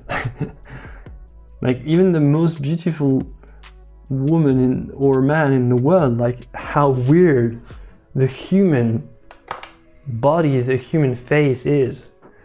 It's like if an alien would come here, they would say, what on earth is this? Who came up with this weird design? What's this trumpet like what's this weird shape for the ear? Who came up with this idea? Why do you have your breathing tubes right in the middle of your face? Stuff like this.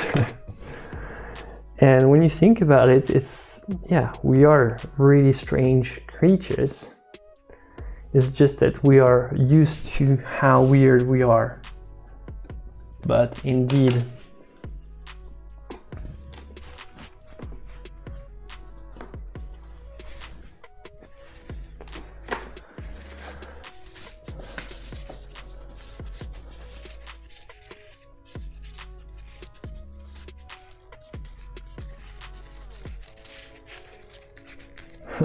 Rome wasn't built in a day, no. And almost none of my paintings was finished in a day either. So yeah, I was so proud. I have finished a couple of small size paintings in a day once. I had a series of small paintings, but I couldn't keep up with the rhythm and like make really one every day for a super long time. But I made a couple of paintings daily. This was a series that I was basically, you know, I always work on mostly on big paintings, but I was taking small elements of those bigger compositions and reusing them in a different way in smaller paintings. So I didn't have to go through the entire thinking phase. Basically, I already had the composition thought out and the subject figured out during the bigger painting, and I had to just make some sort of a smaller version of it. So this is what saved me the time and allowed me to finish these paintings in one day.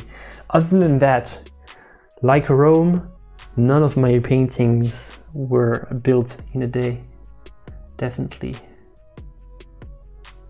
And if you manage to do that, congrats. That's a skill that I envy.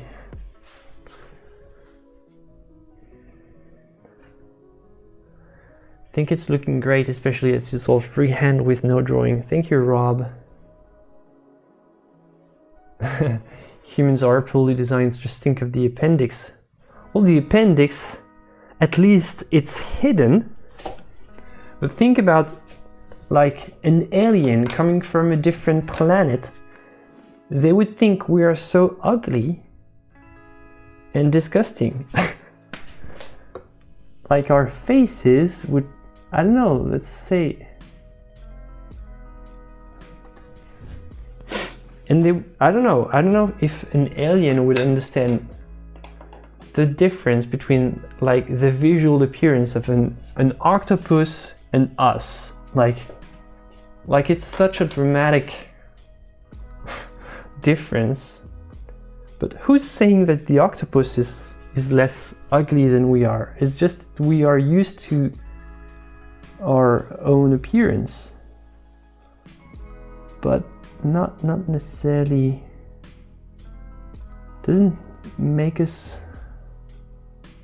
beautiful beings.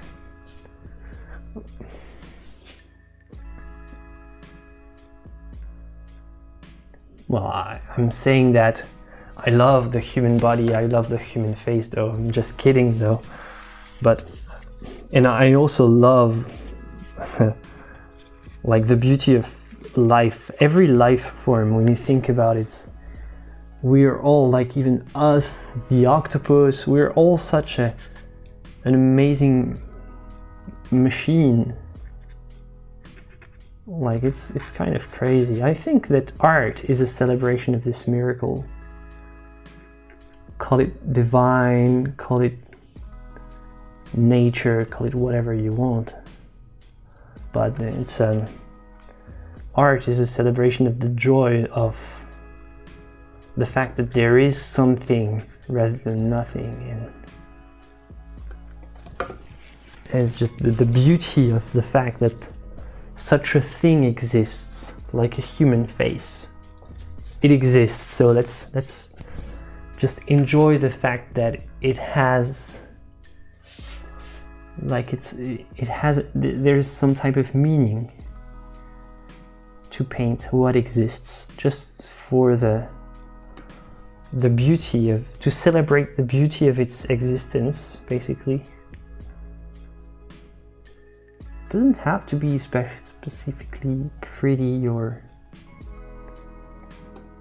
the simple fact that that such a thing exists is a beauty of its own.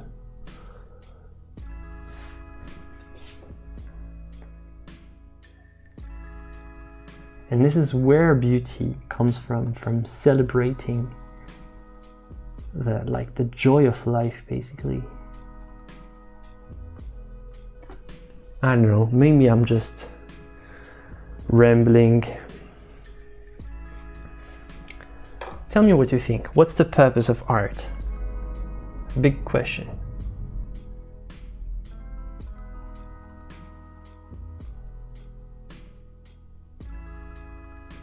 Here's the stream for big questions.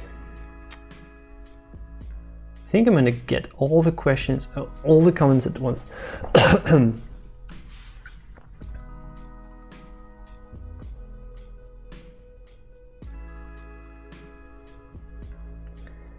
Pourrais-tu couper la musique? Ça me permettrait de peindre avec toi en écoutant la mienne. Écoute, oui, on va couper la musique pour la fin du stream. On a fait 2 heures avec musique, on va couper. Ok, pas de souci.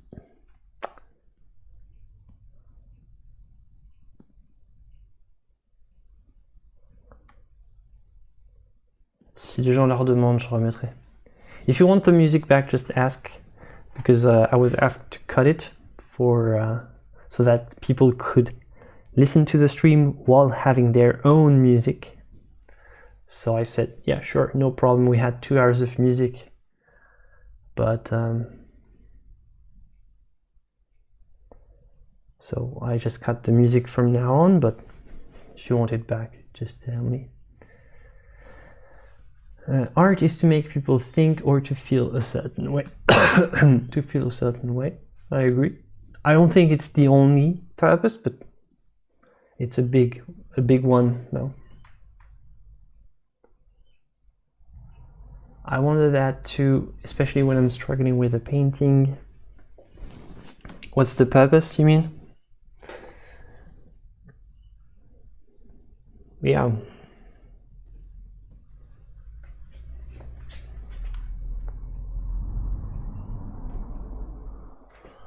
Okay, so now let's see how...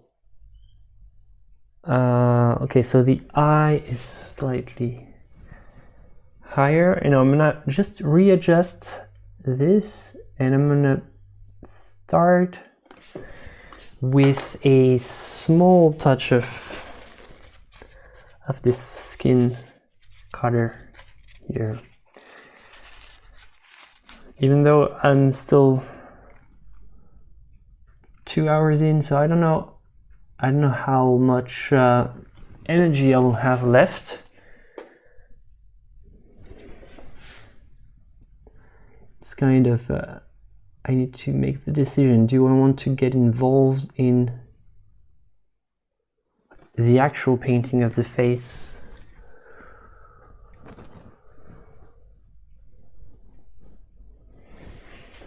So what's the purpose of art, Daniel? To leave a trace of our brief time here. I do agree, that's one of the key things for me as well.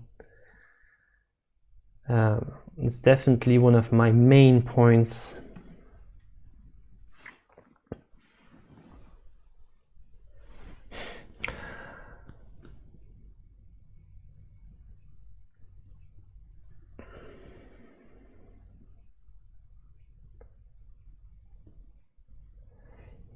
You make it look so easy, but I pick up my brush and fix here and fix here, fix there until I don't know if it looks good or worse. Well, no, I have done that as well. Sometimes, you know, you do stuff and you lose track. Generally, it's a sign that you need a break, I would say. So if you can't tell after fixing something if it's better or not, try to find a more objective approach so that you can have like a point of reference to help you decide whether it's better or worse, depending on, like in my case, better or worse is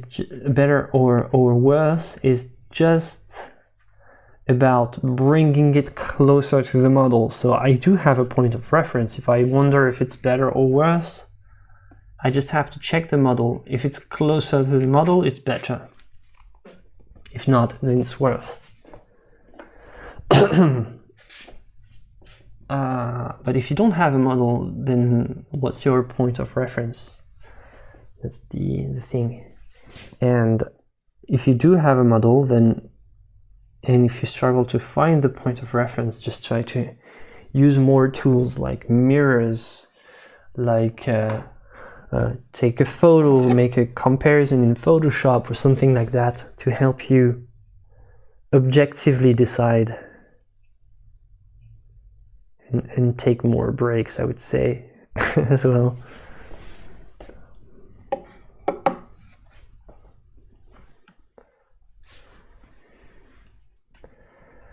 yeah, why am I working so hard on this when it will probably just end up in the trash? I agree.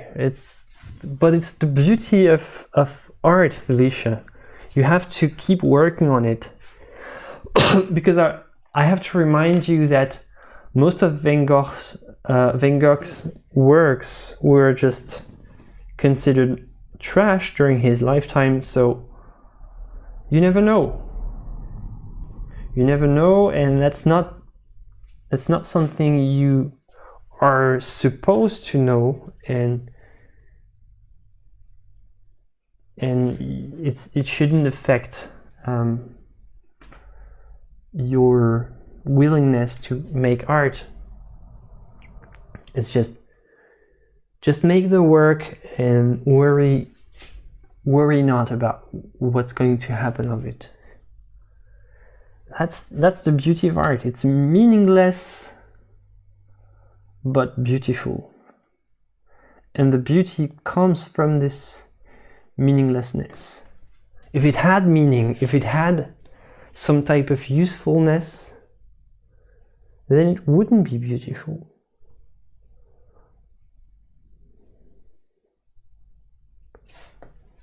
It would be maybe like you're not a designer, you're making something that the only purpose of what you're making is to be beautiful and to precisely have no purpose other than contemplation.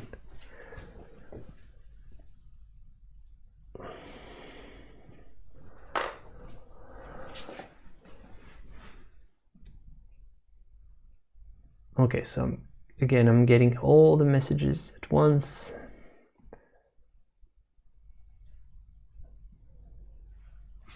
Daniel saying, the same reason our ancestors deliberately left handprints in caves. I was here and I lived. Yeah, basically this is just a more elaborate handprint. Even though most cave paintings were actually super elaborate already. And guess what? Using some super archival pigments, which stood the test of time. Definitely. Whenever people ask me, like students sometimes ask me, hey Florent, I want to start painting and all, I was wondering, is this technique here, is this pigment archival and all? And you wouldn't believe how many people are actually super concerned about the fact that their art is going to vanish at some point, and they want to know if it's going to stay as it is for as long as possible. So you don't do the art just to do the art, you make it so that it stays the same. You don't make the art just for what it is, but also for what it will be. And what it will be is, it's supposed to be the same for millennia, if possible, just like cave paintings. So cave paintings, they have pigments that have been present there, stuck on the wall, a pretty humid wall, mind you, for like tens of thousands of years. It's quite amazing, and still the same stuff that we use. I don't have any here, but when you use red iron oxide, it's basically the same. When you use a true yellow ochre, it's basically the same. So we don't just paint, we paint for forever. This was also the case of the Egyptians. Most Egyptian art is sort of intended for eternity. They painted their tombs with the belief that it was there to be there with the dead forever. So there's always been this this very strong connection with art and the desire for eternity, the finitude of our existence and the desire for eternity. Super interesting, and you could write super huge books about just this idea.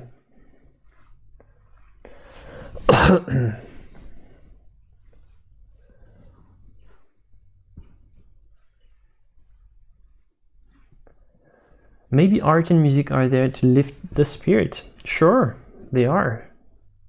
But they lift the spirit because they have a greater purpose. And yeah, but being focused on something is definitely also a great joy. Like just focusing on something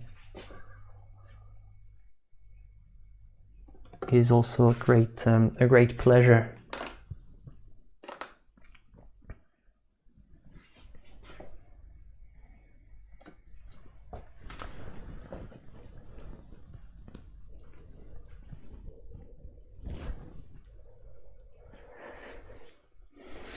Okay, so I've made my decision. I'm going to just do the underpainting for today on this one. I will just finish my underpainting phase. I'm not going to cover with skin tones because I think that for next Friday, when I make part 2 of this copy, then I'm going to explore the skin tones and the color mixing much more. I think it's gonna make an interesting episode. So I've made the decision, rather than rush it now and do it kind of poorly and pulling on my limited focus time in my brain, I will just finish what I need in terms of accuracy, in terms of proportions, and next Friday we'll come back to this one and we'll have a special episode starting with the color, getting the right colors, getting the right colors for the skin, and we're gonna refine all this. I think it's gonna be much better this way.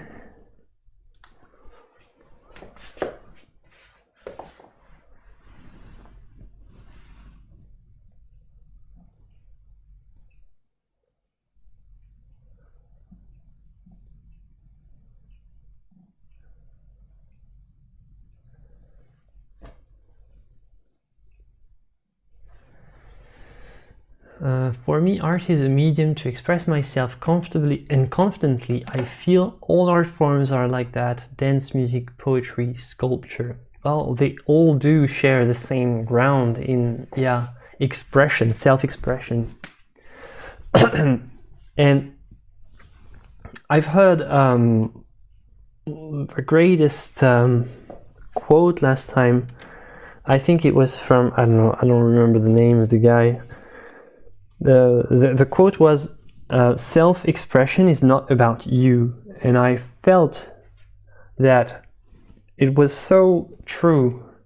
Self-expression doesn't have to be something that you technically experienced, or no, it has to be something that you experience, but it doesn't have to be about you as a person. It can be just about existing, like self-expression can be about the beauty of a flower, but you would say, what is self-expression when you paint a flower? Well, you're showing and demonstrating your experience, your reaction in front of a beautiful flower. And this is something that you have experienced, but that any human could share. That's self-expression. but it doesn't have to be about you. See the point?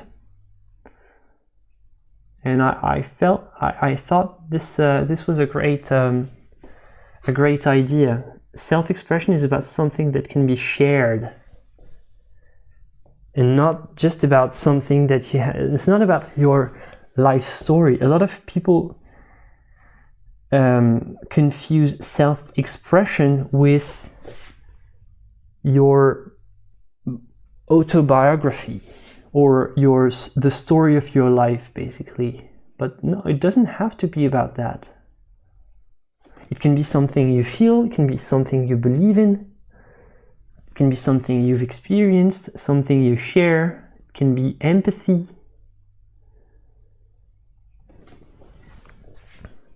You're allowed to talk about a problem that you never had.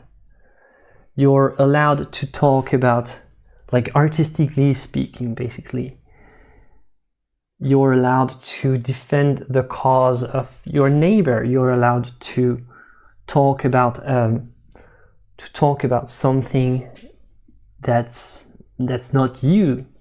Self-expression is still expression of your deepest feeling, and it's still artistic, and it's still uniquely you, but it doesn't have to be focused on you, on your ego, basically. You can detach yourself from yourself and still find artistic expression and artistic, like, meaning in art. Even more meaning than if you just talk about you. You can use yourself as the subject, but you can also express yourself by using a different subject in you. Maybe this girl was for Vermeer a mode of, well, she was definitely a mode of self-expression, and even though the story is probably not related to the artist Vermeer himself, just he felt a connection to this type of subject, to the way it makes him feel, to the emotions that are depicted.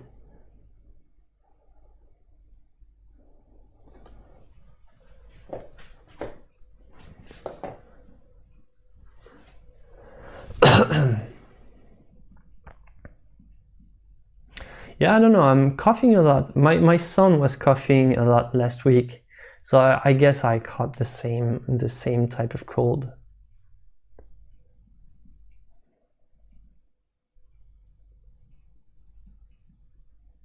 All right, see you, RR.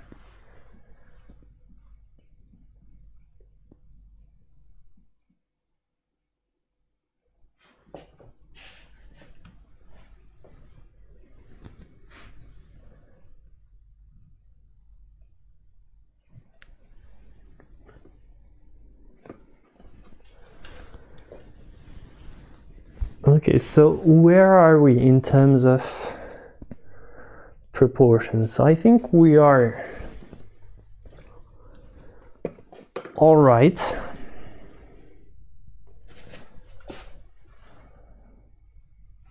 Just wanted to clarify the eye, but I'm not pushing it too far, because it's going to start becoming too much for today. I wanted to keep the good part for the next session.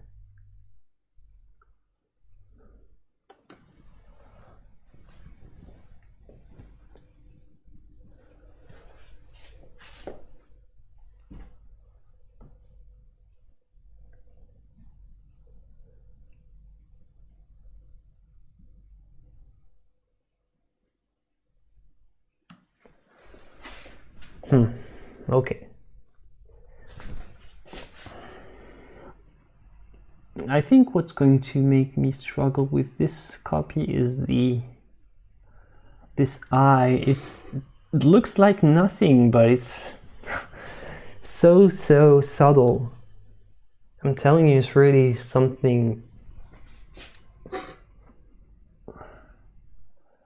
I'm gonna have a hard time getting this right.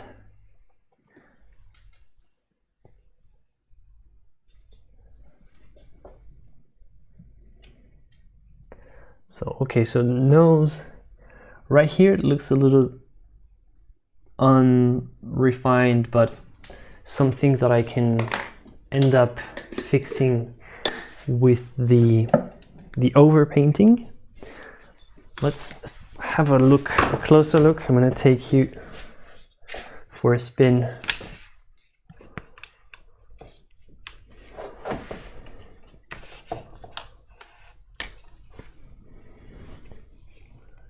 Just look at the details from up close. Come on. Doesn't want to focus.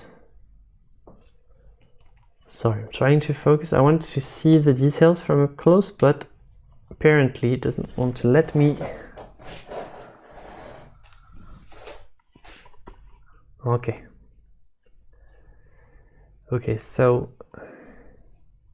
here you can see all the details from much closer. So still this entire part, it's not painted, it's still blank canvas. All these little imperfections and all, this is something that I can easily wait for it to dry, and it will be covered much, it's going to be less messy if I do it afterwards. Right now, look, when I cover it, it's very hard to control because I don't have any of this light paint that's coming here. There's no paint here. So right now I can't really work on this transition. It's impossible at the moment. So this is something I can wait for. What I just wanted to know is this the right length or not? And well, okay, so this part right here is too sharp. This part here is too sharp. But when I do have, same thing, when I do have some of my skin color from here, I'm gonna rework, because you always work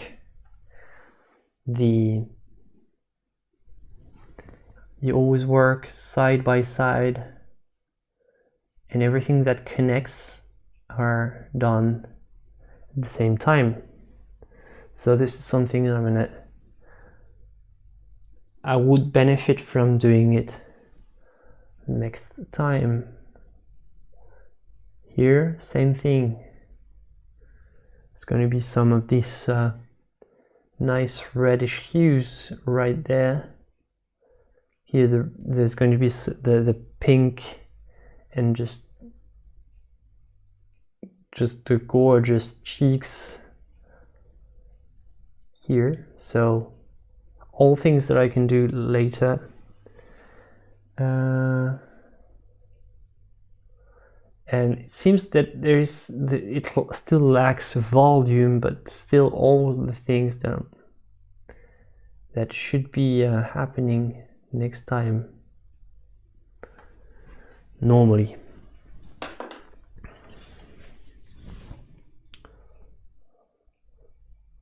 And the hair at the moment looks very weird. Looks like an old man balding. Yeah, it looks very bad, but yeah, it doesn't. Yeah, it's not supposed to be like that. So don't worry. And I'm gonna have a lot of fun doing all the tiny details, the tiny spots in the hair. Looks very very jewel-like. Yeah, I'm gonna have a lot of fun doing this here in the air. It's gonna be pretty cool.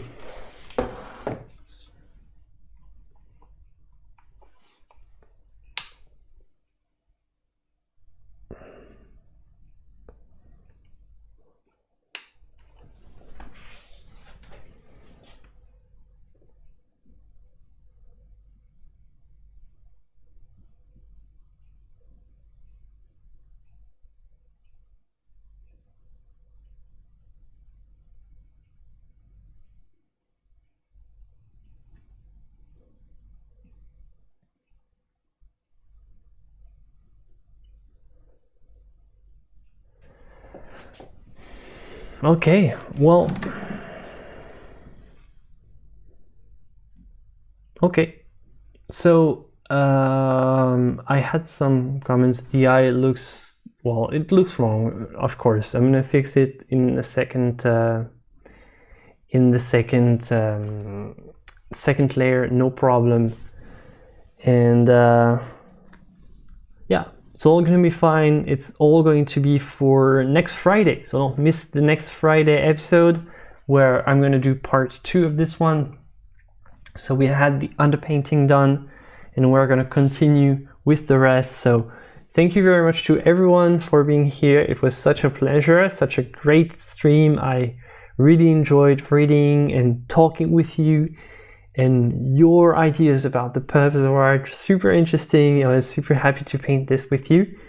I'll see you for the next one, and until then, don't forget, first of all, leave a like. If you didn't leave a like on this stream, if you're still here, you need to leave a like before you go, for it's super important so that YouTube understands that this stream is interesting and that you want to see more. And yeah, I'll see you for the next one. And don't forget, joy and inspiration to you, my friends. Bye.